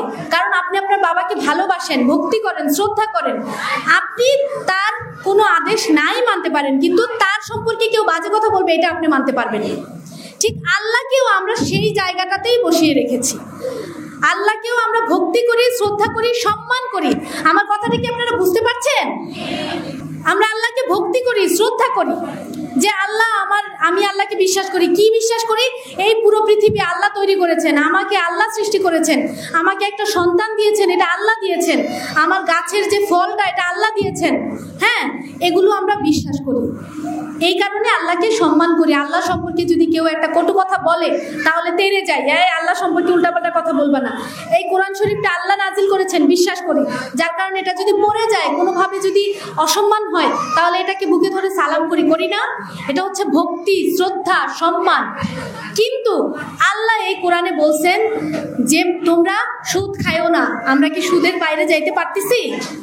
আল্লাহ বলছেন তোমরা মানুষের তৈরি করা জীবন নিয়ম কানুন দিয়ে তোমরা জীবন পরিচালনা করো না, তোমরা ন্যায্য দেনমোহর দিয়ে তোমাদের মেয়েদেরকে বিয়ে দাও। আজকে কি আমাদের মেয়েদেরকে আমরা ন্যায্য দেনমোহর দিয়ে বিয়ে দিতে পারছি? বরঞ্চ কি করি, উল্টা আরো যৌতুক দেই না? কোটি কোটি লক্ষ লক্ষ টাকা দেনমোহর ধার্য করি, কিন্তু দেনমোহর কি পরিশোধ হয়? কথা বলছেন না কেন? দেনমোহর কি পরিশোধ হয়? হয় না। তাহলে কি আমরা আল্লাহর হুকুম মানতে পারছি? আল্লাহ বলছেন নারীদেরকে পর্দার বিষয়ে যে তোমরা শালীনভাবে তোমাদের সূরা নূরের 31 নং আয়াতে যে তোমরা তোমাদের লজ্জাস্থান হেফাজত করো, তোমাদের দৃষ্টিকে অবনত রাখো এবং চাদরের কিয়দাংশ বক্ষদেশে ঢেকে দাও। আমরা কি সেই যতটুকু আল্লাহ বলেছেন ততটুকু পর্দা মেনটেন করি? করি না। অর্থাৎ এরকমভাবে যদি বলতে যাই, হাজার হাজার নিয়ম কানুন হুকুম এই পুরো বইয়ে আছে, যেগুলো আমরা কি করি? মানি না। মানি কি? যদি মানতাম তাহলে কি আমাদের সমাজে এত অশান্তি থাকতো? এই কথাটাই আমি বক্তব্যের শুরুতে আপনাদেরকে বলেছি যে আজকে আমাদের সমাজে যত অশান্তি, যত দুর্দশা, পৃথিবীতে যত অশান্তি, যত দুর্দশা দেখছেন, এই সব কিছুর কারণ হচ্ছে আমরা আল্লাহর হুকুমে নাই। এই যে আল্লাহর হুকুমে নাই, তার মানে কি? এই যে তৌহিদ, কালেমা, অর্থাৎ আমাদের ইমানটাই ঠিক নাই। যে কথার উপরে আমরা মুসলিম হয়েছি সেই কন্ডিশনের উপরে আমরা নাই। এটা কি আপনারা বুঝতে পেরেছেন যে আমাদের ইমানের সমস্যা? আমাদের ইমানটা যে আসলে আল্লাহর প্রতি ভক্তি, শ্রদ্ধা, এখানে যে আমরা আল্লাহর হুকুম মানতে পারছি না, এই পয়েন্টটা কি আপনারা বুঝতে পেরেছেন? হ্যাঁ, আচ্ছা, এই যে আমরা মানতে পারছি না বা আমাদের ইমান ভুল হয়ে গেছে, এটার পেছনে কারণ কি? কারণ হচ্ছে আমাদেরকে সৃষ্টি করার, আমাদের যে কাজ আল্লাহ দিয়েছেন পৃথিবীতে, সেই কাজ সম্পর্কে আমাদের পরিপূর্ণ ধারণা সঠিক নাই, যার নাম হচ্ছে আকীদা। আকীদা হচ্ছে কোনো বিষয় সম্পর্কে ফুল কম্প্রিহেন্সিভ কনসেপ্ট, পূর্ণাঙ্গ ধারণা। যেমন এই মোবাইলটা দেখতে পাচ্ছেন আপনারা সবাই, এই মোবাইলটা কিসের জন্য? কথা বলার জন্য। কিন্তু এই মোবাইলে গান শোনা যায় কি না? এই মোবাইল দিয়ে ছবি তোলা যায় কি না? এই মোবাইলে গেমস খেলা যায়, আরো অনেক কিছু করা যায়। এখন আপনাকে যদি কেউ এসে বলে যে এটা আসলে কথা বলার জন্য না, এটা গান শোনার জন্য, এখন আপনি ফোন আসলে আর রিসিভ করেন না, সারাদিন কি করেন? গান চালায় রাখেন, গান শুনেন। তাইলে এই মোবাইল সম্পর্কে সামগ্রিক যে ধারণা, সঠিক যে ধারণা, এটা কি ক্লিয়ার হবে আপনার? হবে না। আপনি করবেন কি? আপনাকে যদি কেউ বলে এটা হচ্ছে একটা অস্ত্র, এটা হচ্ছে মারামারি লাগলে তুমি পকেট থেকে বের করে মানুষকে মারবা, তাহলে আপনি কি হবে? এটা তো ফোন আসতে থাকবে, আপনি আর রিসিভ করবেন না, মারামারি লাগলে মানুষের মাথায় মারবেন। তাহলে এই মোবাইলের যে ব্যবহার, সেই ব্যবহার কি ভুল হবে না সঠিক হবে? কথা বলেন, ভুল হবে না সঠিক হবে?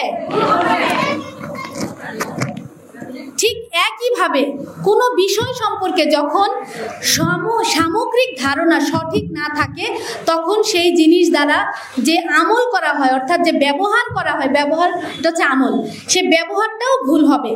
আজকে যেভাবে আমাদেরকে ঈমান সম্পর্কে, আমাদের এই পৃথিবীতে আসা সম্পর্কে, আমাদের কাজ সম্পর্কে আমাদের আকীদা আজকে ক্লিয়ার না। আমাদেরকে আল্লাহ পৃথিবীতে পাঠিয়েছে কি করে? খেলাফতের দায়িত্ব দিয়ে, যে নারী পুরুষ সবাইকেই আল্লাহ পৃথিবীতে খলিফা হিসেবে পাঠিয়েছে। আমরা এই পৃথিবীকে খেলাফত করব কি দিয়ে? আল্লাহর এই হুকুমের মাধ্যমে। এই হুকুম প্রতিষ্ঠা করব সমস্ত জীবন ব্যবস্থার উপরে। আজকে আমরা কোন জীবন ব্যবস্থার আন্ডারে আছি? গণতান্ত্রিক জীবন ব্যবস্থার আন্ডারে, তাই কি না? আপনারা কাকে ভোট দেন? গণতন্ত্রের বাক্সে গিয়ে ভোট দেন না? তার মানে আপনারা চলছেন গণতান্ত্রিক জীবন ব্যবস্থায়। এভাবে সমাজতন্ত্র আছে, রাজতন্ত্র আছে, আরো অনেক তন্ত্র আছে। ঠিক এমনই আরেকটা জীবন ব্যবস্থা হচ্ছে ইসলামিক জীবন ব্যবস্থা। এই জীবন ব্যবস্থাটাকে আল্লাহ অন্য সমস্ত জীবন ব্যবস্থার উপরে প্রতিষ্ঠা করার দায়িত্ব দিয়েছেন এই আমাদের মানুষের উপরে, আমাদের এই আদম জাতির উপরে। দেখেন আল্লাহ সূরা তওবার 33 নং আয়াতে, সূরা সৌফের 9 নং আয়াতে, সূরা ফাতহার 28 নম্বর আয়াতে আল্লাহ কিন্তু এই আয়াতে লিখেছেন যে আল্লাহর রাসূলকে আল্লাহ দায়িত্ব দিয়েছেন এই দ্বীনকে, এই ইসলামকে সমগ্র জীবন ব্যবস্থার উপরে প্রতিষ্ঠা করার জন্য। তাহলে রাসূলের যে দায়িত্ব, আপনার আমার কি সেই দায়িত্ব না? আল্লাহ রাসূল যে কাজ করে গেছেন সেই কাজ আপনারা আমার না? তাহলে আমরা কি সেই দায়িত্ব পালন করছি? আমরা কি করছি? গণতন্ত্রের জীবন ব্যবস্থায় জীবন পরিচালনা করছি, সংসার ধর্ম করতেছি। আমাদেরকে শেখানো হয় তোমরা মোটামুটি যদি একটু অক্ষর জ্ঞান করতে পারো তাইলেই হবে, বাচ্চা কাচ্চা পড়াইতে পারলেই হবে, বিয়ে শাদী হয়ে যাবে তোমাদের, তারপরে তোমরা স্বামীর আনুগত্য করবা, স্বামী যেমনে চালায়। যদি আল্লাহওয়ালা বানায়, আপনি যদি একেবারে আপনাকে বলেন নাক মুখ ঢেকে হাত মোজা পা মোজা পরে তুমি ঘরের ভিতর থাকবা, আপনি সেভাবেই চলবেন। আর যদি বলে মডার্ন হয়ে চুল খোলা রেখে চলো, আপনি সেভাবে চলবেন। বড় বড় ভালো ভালো খাবারগুলো স্বামীকে খাওয়াবেন, আপনার অত খাওয়া দাওয়ার দরকার নেই। এইভাবে করেই মোটামুটি আপনারা জান্নাতে চলে যাবেন। কথা ঠিক কি না? এগুলো শিক্ষা দেওয়া হয় না আমাদেরকে? আজ পর্যন্ত আপনাদেরকে এই কথা কেউ বলেছে যে আপা আপনি কিন্তু আল্লাহর পক্ষ থেকে খলিফা? এই কথা কেউ বলেছে? আপনাদেরকে কেউ কি এই কথা বলেছে যে নারীরা তোমরা ঘরে বসে জান্নাত পাবে না, হাজবেন্ডকে বাবাকে মাছের মুরগির মাথা খাওয়াইলেই তোমরা জান্নাত পাবা না, তাদের পায়ের নিচে তোমাদের জান্নাত না? তোমাদের জান্নাত হচ্ছে এই খেলাফতের দায়িত্ব পালনের মাধ্যমে। তুমি যতই ব্যক্তিগতভাবে সংসার ধর্ম যাই তুমি করো, কিন্তু এই খেলাফতের অর্থাৎ তৌহিদকে, এই ইসলামকে সমাজে প্রতিষ্ঠা করার জন্য কাজ করতে হবে, তবেই আপনি জান্নাতে যেতে পারবেন। এই কথা কি আজ পর্যন্ত কেউ বলেছে? বলেনি। এইভাবে আমাদের নারীদের অধিকারকে পদে পদে কিন্তু ভুলুণ্ঠিত করা হয়েছে। আমি সেই বিষয়ে পরে কথা বলছি। তো এখানে বুঝলেন যে কেন আমাদের ঈমানটা নষ্ট হয়ে গেছে? কারণ আমরা জানি না যে আমাদেরকে কেন সৃষ্টি করা হয়েছে। আকীদা, আল্লাহ কেন আমাদেরকে পৃথিবীতে পাঠিয়েছে, সেই আকীদা নষ্ট হয়ে গেছে, বিকৃত হয়ে গেছে। এবং কি করতে বলেছে পৃথিবীতে, কিভাবে আবার জান্নাতে ফিরে যাব, এই যে সামগ্রিক একটা আকীদা, সেটা আজকে আমাদের নাই, শেষ, নষ্ট হয়ে গেছে। যার কারণে আমাদের ঈমানও ভুল হয়ে গেছে। আমাদেরকে যদি বলা হতো তোমাদেরকে পাঠানো হয়েছে খলিফা হিসেবে, তোমরা পৃথিবীতে গিয়ে আল্লাহর হুকুমকে প্রতিষ্ঠা করবা, এটাই তোমার কাজ, তাহলে আমরা এসে কি করতাম? হুকুম প্রতিষ্ঠা করতাম, হুকুম মান্য করতাম, তাই না? কিন্তু আমাদেরকে বলা হয়েছে তোমাদেরকে পৃথিবী তোমরা মোটামুটি সংসার ধর্ম করে মরে গেলেই হবে, নামাজ রোজা একটু নরম সরমভাবে করবা, বাস তাইলেই তুমি জান্নাত পেয়ে যাবা। তাহলে আকীদার বিকৃতি হলো না? আকীদার বিকৃতি হওয়ার কারণে কি হয়েছে? আমাদের আমলগুলো ভুল হচ্ছে। আমি কিন্তু মানুষের কাছে গিয়ে বলছি না, এই আপা আমি আল্লাহর হুকুম পালন করি, আপনিও আল্লাহর হুকুম পালন করতে হবে, না হলে কিন্তু জান্নাতে যাওয়া যাবে না। এই কথা কি কারোর কাছে গিয়ে আমরা বলি না?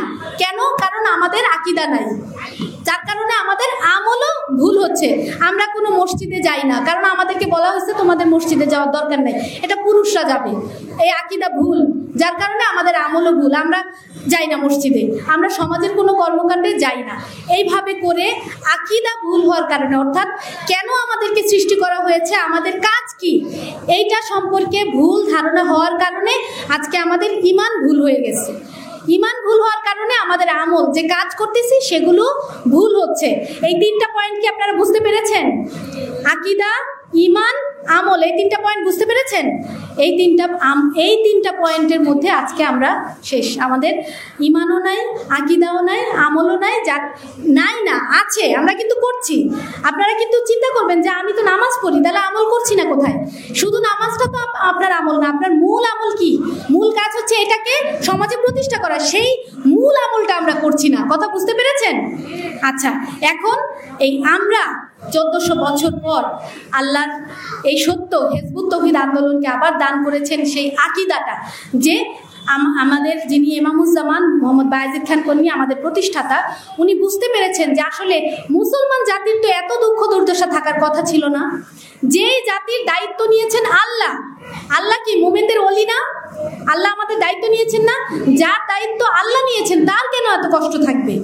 এখানেও কথা, আল্লাহ নিয়েছেন মুমিনদের দায়িত্ব। সূরা হুজরাতের 15 নং আয়াতে আল্লাহ বলেছেন, তারাই সত্যনিষ্ঠ মুমিন যারা আল্লাহ এবং তার রাসূলের উপর ঈমান আনে, আর কোনো সন্দেহ পোষণ করে না, এবং জীবন ও সম্পত্তি আল্লাহর রাস্তায় সংগ্রাম করে, অর্থাৎ এইটা প্রতিষ্ঠা করার সংগ্রাম করে, তারাই হচ্ছেন মুমিন। সেই মুমিনদের দায়িত্ব হচ্ছে আল্লাহর, সেই মুমিনদেরকে রক্ষা করবে আল্লাহ, সেই মুমিনদেরকে সমস্ত সুখ সুবিধা দিবেন আল্লাহ, সেই মুমিনদেরকে আল্লাহ বলছেন যে তোমাদের হাতে থাকবে পৃথিবীর কর্তৃত্ব, নেতৃত্ব। এখন আমাদের হাতে যেহেতু কর্তৃত্ব নেতৃত্ব নাই, আমরা যেহেতু সব জায়গায় লাঞ্ছিত হচ্ছি, মার খাচ্ছি, অপমানিত হচ্ছি, তাতে কি বোঝা যায়?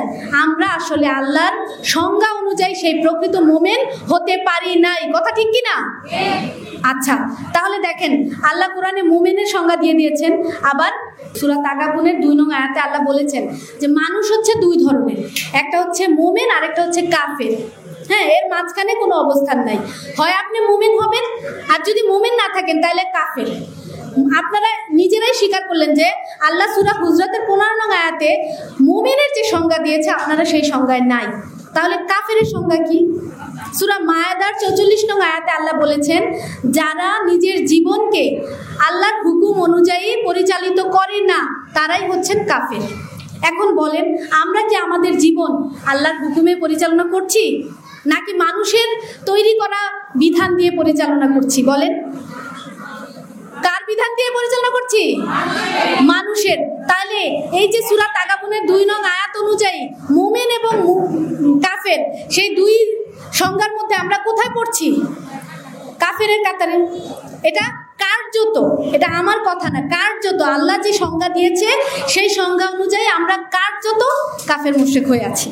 তাহলে এই অবস্থা থেকে আমাদের কি করতে হবে? আবার মুমিনের কাতারে আসতে হবে। মুমিন হতে হলে প্রথমেই কি করতে বলছেন? যে আল্লাহ এবং রাসূলের উপর বিশ্বাস করে, অর্থাৎ ঈমান আনে, তৌহিদের উপরে ঐক্যবদ্ধ হতে হবে। যে কথাটা হচ্ছে লা ইলাহা ইল্লাল্লাহ, অর্থাৎ আল্লাহ ছাড়া কারো হুকুম মানি না, মানব না। আল্লাহ যত হুকুম দিয়েছে সব হুকুম আমাকে মানতে হবে, মানার চেষ্টা করতে হবে, অন্য কোথাও আমরা যেতে পারবো না। এই কথার উপরে যদি ঐক্যবদ্ধ হই, এবং আমার যে জীবনের সময়, যেমন আজকে আমি এখানে এসেছি না আপনাদের সাথে কথা বলার জন্য, এটা কি আমার জীবন থেকে আমি সময় দিচ্ছি। আমি যে এখানে এসেছি আমি কিন্তু নিজের পয়সা খরচ করেই এসেছি, তাহলে এটা কি হলো? যে আমি আমার সম্পদ দিচ্ছি। এই জীবন এবং সম্পদ দিয়ে যখন আমি এই দিন প্রতিষ্ঠার কাজ করছি, দিন প্রতিষ্ঠার কাজ কিভাবে করছি, আমি প্রতিজ্ঞাবদ্ধ হয়েছি যে আল্লাহর হুকুম ছাড়া কারো হুকুম মানবো না। ঠিক তেমনি আজকে আমিও আপনাদেরকে বলতে এসেছি যে আপারা আপনাদেরকে এই কথার উপর ঐক্যবদ্ধ হতে হবে। যদি আপনারা জান্নাতে যেতে চান, লা ইলাহা ইল্লাল্লাহর উপরে ঐক্যবদ্ধ হতে হবে। তাহলে সেই লা ইলাহা ইল্লাল্লাহর উপরে ঐক্যবদ্ধ হয়ে মুমিন হওয়ার আহ্বান আজকে আমি আপনাদেরকে করতে এসেছি এখানে। আমার এতটুকু মেসেজ আপনারা কি ক্লিয়ার? আচ্ছা, এখন দেখেন এই ক্ষেত্রে আল্লাহ নারীদের ক্ষেত্রে কি বলেছেন। নারীরা এই আল্লাহর হুকুম প্রতিষ্ঠার ক্ষেত্রে কি ভূমিকা পালন করতে পারে। নারীদের আল্লাহর রাসূলের সময় নারীরা কি করেছে, আর আমাদের নারীদের সম্পর্কে আল্লাহ কোরআনে যে হুকুমগুলো দিয়েছেন, নারীদেরকে যে অধিকারগুলো দিয়েছেন, সেই অধিকারগুলো কিভাবে, সেই অধিকার থেকে আমরা নারীরা আজকে বঞ্চিত হচ্ছি, এগুলো সম্পর্কে জানা দরকার না? দেখেন আল্লাহর রাসূল যখন মক্কায় এসেছেন, তখন উনি যখন মানুষদেরকে ডাকলেন, তখন কিন্তু নারীরাও ঐক্যবদ্ধ হয়েছে। সেই সময় নারীরাও আপনাদের মতো ঘর সংসার নিয়েই ব্যস্ত ছিল। তারাও নিজেদেরকে অযোগ্য, অথর্ব, হীনমন্য, মানে একটা হীন জাতি হিসেবে জ্ঞান করত, যে আমি তো মানুষই না, আমি পুরুষকে সেবা দান করাই আমার কাজ। ঠিক যেমন শিক্ষাটা আজকে আমাদের সমাজে দিচ্ছে। আমাদের ধর্মগুরুরা মঞ্চে উঠে বলে যে তোমরা নারীরা ক্লাস 5-এর বেশি পড়ার দরকার নেই। এই ওয়াজ শুনছেন না আপনারা? অথচ আল্লাহ কি বলছেন, তোমরা জ্ঞান অর্জনের জন্য, আল্লাহ রাসূল বলেছেন তোমরা জ্ঞান অর্জনের জন্য সুদূর চীন দেশে যাও। কি বলছেন? সুদূর চীনে যাও, অর্থাৎ জ্ঞান অর্জনের জন্য যত দূরে যাওয়া লাগে যাও। সেখানে কি বলছেন যে হে নারী, তোমরা চীন দেশে যাওয়ার দরকার নাই, তোমরা ঘরেই থাকো, এই কথা বলছেন? আপনারা জানেন কিনা আমি জানি না, এই কোরআন শরীফের এমন কোনো হুকুম নাই যেখানে আল্লাহ বলছেন হে নারীরা তোমরা এটা করো, হে পুরুষরা তোমরা এটা করো, বা হে নারীরা তোমরা এইভাবে করো, পুরুষরা এইভাবে করো, এমন কোনো হুকুম নাই। সব জায়গায় লেখা আছে ইয়া আইয়ুহান নাস, হে মানুষ, ইয়া আইয়ুহাল মুমিনিনা, হে ইমানদারগণ, হে মুমিনগণ, এইভাবে করে আহ্বান করা হয়েছে। তাহলে দেখেন আমাদেরকে আমাদের ধর্মীয় নেতারা কি শিক্ষা দেয়, যে নারীরা নামাজ পড়বা জুবুথুবুভাবে, নরম হয়ে, যেন কেউ তোমাদেরকে না দেখে, আর পুরুষরা সালা করে অন্যভাবে। তাহলে এই যে নারী পুরুষের সালার যে পার্থক্য, এটা কে করলো? কে করলো বলেন? মানুষ। এইটা কিন্তু কোরআনের কোথাও আল্লাহ বলেন নাই যে তো আপনারা আলাদাভাবে করেন। আল্লাহ কোরআনে বলেছেন যে আমার বান্দীদেরকে তোমরা, আল্লাহর বান্দীদেরকে তোমরা মসজিদে যাওয়া থেকে বিরত রেখো না। যারা বিরত করে তারা অনেক জিল্লতের শিকার হবে, তারা দুনিয়া এবং আখিরাতে দুই জায়গায় জিল্লতের শিকার হবে, আল্লাহ এটা বলেছেন। অথচ আপনাদের পুরো আমাদের আজকে নারী গোষ্ঠীকে এই যে মসজিদ একটা ধর্মীয় অঙ্গন, সেই জায়গা থেকে বিতাড়িত করে দেওয়া হয়েছে না? কারা করেছেন? এই আমাদের ধর্মীয় ধারক বাহকরাই, যারা বলে ধর্ম শিক্ষা দেয় আমাদেরকে। তারা মসজিদের নেমপ্লেটে লিখে রাখে এখানে মসজিদে মেয়েদের ঢোকা নিষেধ, এই মসজিদের এই জায়গাটাতে মেয়েদের বসা নিষেধ। এমনকি অনেক জায়গায় লিখে থাকে যে মসজিদের পাশের রাস্তা দিয়ে কুকুর ও নারীদের চলাফেরা নিষেধ। কথা বুঝাতে পেরেছি? তারপরে ধরেন নারী, এই যে আপনাদেরকে ফতোয়া দেওয়া হয় যে নারী তোমার কণ্ঠ শোনা যাবে না, নারী তুমি এমনভাবে পর্দা করো যেন তোমার চোখ দেখা না যায়। কেউ বলে এক চোখ দেখা যাবে, আরেক চোখ দেখা যাবে না, কেউ বলে দুই চোখই ঢেকে রাখতে হবে, কেউ বলে পুরো আপাতমস্তক পর্দা ফালায় রাখতে হবে, কেউ বলে একেবারে নখের ডগা পর্যন্ত কাভার করে ফেলতে হবে। এগুলো আপনারা শুনেন না? সেই অনুযায়ী যারা পর্দা করে তারা নিজেদেরকে পর্দানশীল নারী মনে করে, ঠিক না? আর যারা সে অনুযায়ী করতে পারে না, তারা করে না, কিন্তু নিজেকে কিন্তু তারা শুদ্ধ মনে করে না। তারা মনে করে আল্লাহ যদি ওইভাবে করতে পারতাম তাহলে ভালো হতো, আল্লাহর হুকুম মানতে পারতাম, এইভাবে যেহেতু করতে পারতেছি না তার মানে আমি সঠিক না, ঠিক কি না কথাটা? কিন্তু জানেন আল্লাহ কোরআনে এইভাবে পর্দা করতে বলেন নাই। আল্লাহ সূরা নূরের 31 নং আয়াতে বলছেন যে নারীদের ক্ষেত্রে তোমরা লজ্জাস্থানকে হেফাজত করো, তোমাদের দৃষ্টিকে অবনত রাখো। কোন দৃষ্টি? আপনাদের নিচের দিকে তাকায় তাকায় হাঁটতে বলছেন না। কোনো একটা পুরুষকে দেখলে আপনার মনে যদি খারাপ বাসনা, কুপ্রবৃত্তি মনের মধ্যে জাগ্রত হয়, ওই মানসিকতাটাকে আপনার অবনত রাখতে বলছে, ওই ধরনের দৃষ্টিটাকে অবনত রাখতে বলছে। আপনাকে রাস্তায় নিচের দিকে তাকায় হাঁটতে বলেনি। কথা বুঝাইতে পারছি? এবং আপনাকে যেহেতু নারীদের মানে একটা এক্সট্রা পার্ট থাকে পর্দার জন্য, এর জন্য বক্ষদেশের উপরে একটা কাপড় দিয়ে দিতে বলেছে, একটা এক্সট্রা কাপড় দিয়ে দিতে বলেছে। এই হচ্ছে পুরো সাধারণ নারী গোষ্ঠীর পর্দার ব্যাপারে ডিরেকশন। তাহলে এই যে পর্দার নামে আজকে বাড়াবাড়ি করতে করতে করতে করতে নারীদেরকে বাক্সবন্দি করে ফেললো, নারীর কণ্ঠ শোনাকে নাজায়েজ করে ফেললো, এটা তারা কোত্থেকে করলো? কখনো আপনাদের মনে এই প্রশ্ন আসে নাই কেন? কারণ আপনারা তো কোনোদিন এই যে আল্লাহর হুকুমের যে কিতাব কোরআন, এটার পৃষ্ঠাটা খুলে দেখেনি নাই যে আচ্ছা আমাদের ধর্মীয় নেতারা যে আমাদেরকে বলছে যে তোমার কণ্ঠ শোনা যাবে না, তোমার চুরির আওয়াজ শোনা যাবে না, তোমার মানে নখ দেখাও পাপ, হ্যাঁ তোমার কাপড় দেখাও পাপ, তুমি মসজিদেও যাইতে পারবা না, বাজারে যাইতে পারবা না, রাস্তাঘাটে চলতে পারবা না, এটা কি আসলেই আল্লাহ বলছেন? এটা কি কখনো আপনারা খুলে দেখছেন বই? দেখেন নাই। এই যে নারীদের অজ্ঞানতা আল্লাহর হুকুম সম্পর্কে, জাগতিক জ্ঞান সম্পর্কে যে উদাসীনতা, এই উদাসীনতার ফলে আজকে একটা মহল আমাদেরকে কিন্তু আমাদের অধিকার থেকে বঞ্চিত করছে। আমাদের নারীদের মন নরম, যার কারণে জান্নাতের কথা যদি বলে যে তুমি এইটা করলে জান্নাত পাবা, তাহলে আমরা সেটা করতে প্রস্তুত। এবার যদি বলে পীরের দরবারে যাও, আমরা পীরের দরবারে যাই। যদি বলে অমুক ওয়াজে যাও, অমুক ওয়াজে যাই, অমুক মাহফিলে যাই, যেখানে যাইতে বলে সেখানেই যাই, যা করতে বলে তাই করি। এবার যদি বলে সারাটা জীবন তুমি ওই কালো কাপড় পেঁচায়ে ঘরের মধ্যে পড়ে থাকো, তা করতেও আমরা রাজি। কেন? জান্নাত পাওয়ার আশায়। কথা ঠিক কি না? কিন্তু আসলে কি সেভাবে জান্নাত পাওয়া যাবে? আল্লাহ কি আপনাকে এইভাবে পড়ে থাকতে বলছেন? আল্লাহ বলছেন বের হও, খেলাফতের দায়িত্ব নিয়ে ঘর থেকে বের হও, এটা বলছেন না? তাহলে সেই খেলাফতের দায়িত্ব পালন না করে আপাদমস্তক পর্দা পেঁচায় ঘরে বসে থাকলে আমি জান্নাত পাবো? দেখেন, আমি যে এই কথাটা বললাম, এখন অনেকে বলতে পারেন আপা কি ঠিক বলছে না ঠিক বলছে। আপনারা কোরআনটা খুলে সূরা নূরের 31-32 নং আয়াত পড়ে দেখেন, এবং আল্লাহ রাসূল যে নারীদেরকে তৈরি করেছেন নিজ হাতে, তাদের ইতিহাস দেখেন। আল্লাহ রাসূল যে মেয়েদেরকে তৈরি করেছিলেন, সেই মেয়েরা কেমন ছিলেন? তারাও আপনারা আমার মতো জবুথবু ছিলেন, নরম স্বভাবের ছিলেন। ওই রুটি বেলতেন, সংসারের ধোয়া মানে কি বলে সংসারের যাবতীয় কাজকর্ম করতেন, এর বাইরে কিছু করতেন না। কিন্তু আল্লাহ রাসূল তাদেরকে এমন যোগ্যতা সম্পন্ন করলেন যে তারা কিছুদিনের ব্যবধানে সেই নারীরাই যেই হাতে রুটি বেলতেন, সেই হাতে তারা তলোয়ার ধরে যুদ্ধ পর্যন্ত করেছেন। উম্মে আম্মারা, খাওলা রাদিয়াল্লাহু তাআলা আনহু, এদের নাম শুনেছেন আপনারা? রাবিয়া বসরির নাম শুনেছেন? রাবিয়া বসরির নাম শুনেছেন। এগুলো আপনাদেরকে ওয়াজে মাহফিলে শোনানো হয়েছে, তাদের জীবন কাহিনী, কিচ্ছা কাহিনী এগুলো শোনানো হয়। কিন্তু কখনো যাচাই করেছেন যে এই রাবিয়া বসরির কাহিনী কতটুকু সত্য, কতটুকু মিথ্যা? যেই উম্মে আম্মারা খাওলা রাদিয়াল্লাহু তাআলা আনহু আল্লাহ রাসূলের পাশে দাঁড়িয়ে তলোয়ার হাতে যুদ্ধ করেছে, সেই নারীদের কথা কিন্তু আপনাদেরকে শোনানো হয় নাই।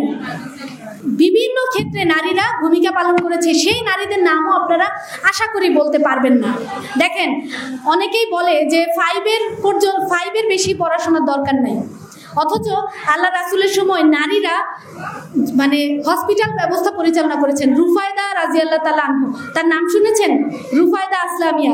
উনি মসজিদে নববীতে যে হসপিটাল ছিল, অর্থাৎ রাসূল সাল্লাল্লাহু আলাইহি ওয়াসাল্লাম যত যুদ্ধ করতেন সেখানে কারো হাত কেটে যেত, কারো পা কেটে যেত, কারো অঙ্গহানি হতো, রক্তাক্ত হতো, মাথা ফেটে যেত, সেই সমস্ত রোগীগুলোকে মসজিদে নববীতে নিয়ে আসতেন। তাদেরকে সেবা দিতেন কে? একজন নারী, যার নাম হচ্ছে রুফায়দা আসলামিয়া। তিনি সবাইকে সেবা দিতেন। অথচ আমাদের এখানে অনেক বোনরাই থাকবেন যারা একটু যদি রক্ত দেখেন মাথা ঘুরান দিয়ে দিবে না? কারণ আমাদেরকে বানানোই হয়েছে এভাবে, আমাদেরকে ছোটবেলা থেকে বলা হয়েছে তুমি নরম সরম হয়ে চলো, আস্তে আস্তে হাঁটো, আস্তে কথা বলো, জোরে কথা বলো না, তোমার অত বেশি পড়াশোনার দরকার নেই। একই ফ্যামিলির 2টা সন্তান, একটা ভাই একটা বোন, ভাইটাকে একেবারে বিসিএস ক্যাডার বানাবে, কিন্তু বোনটাকে এসএসসি পরীক্ষা দেওয়ার পরেই বিয়ের চিন্তা ভাবনা শুরু করে দেয়, করে না? তাহলে চিন্তা ভাবনা কিন্তু আমাদেরকে দিয়ে আসলে বড় চিন্তা ভাবনা করাই হয় না। আমাদেরকে নিয়ে আমাদের বাবা মারা চিন্তা ভাবনাটাই বড় আকারে করেনি। কেন করেনি?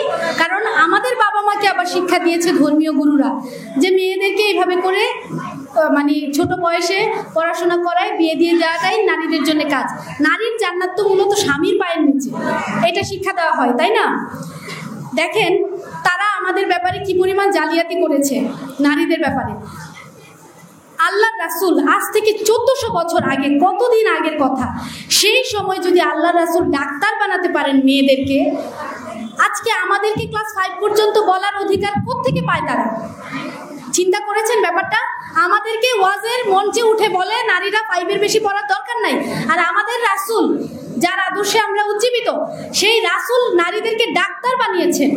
সমস্ত পুরুষ যোদ্ধা তাদেরকে সেবা দিয়েছে সেই নারী ডাক্তার, আর আমাদেরকে বলে তোমরা পুরুষ ডাক্তারের কাছেও যাইও না, বলে না আমাদেরকে?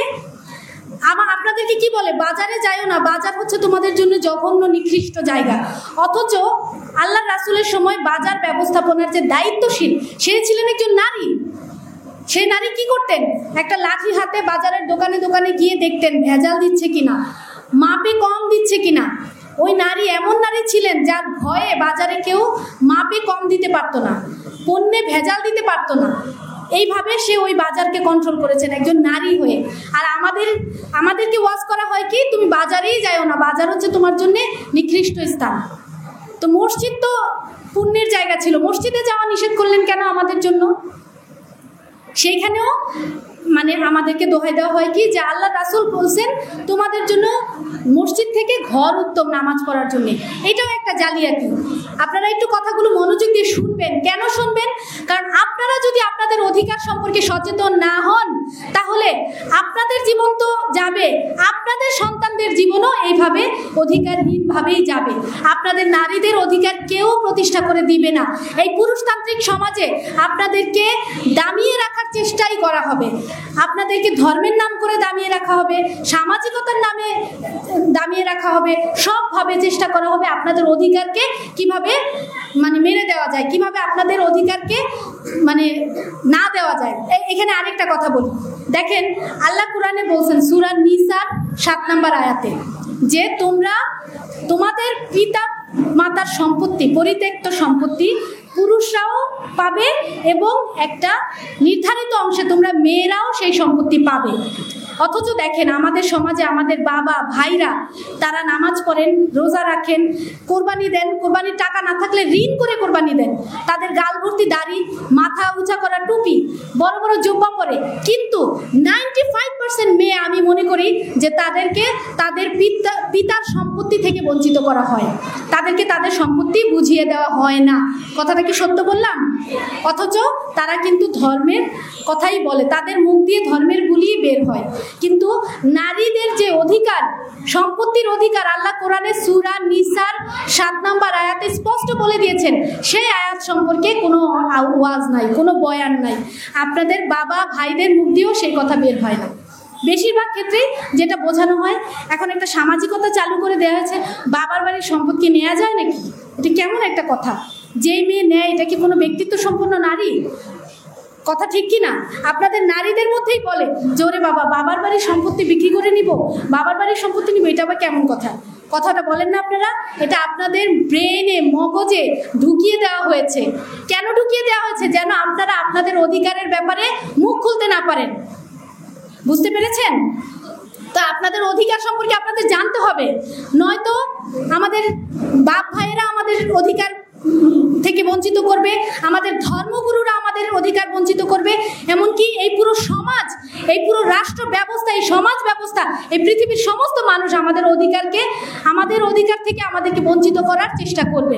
এই কারণে প্রথমেই যেটা লাগবে, আমাদের নারীদেরকে আমাদের অধিকার সম্পর্কে, আল্লাহ কি দিয়েছেন আমাদের অধিকার, সে সম্পর্কে জানতে হবে।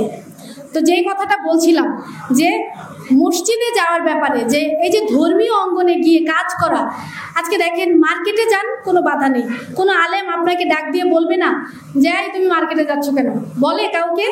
বাজারে যান, বলবে না। ক্লাবে যাচ্ছে মেয়েরা, বলবে না। অনেকভাবে চলাফেরা করছে, বলবে না। কিন্তু কোনো মসজিদে ঢুকতে চান, তালার উপর তালা, এই নারী ঢুকা নিষেধ।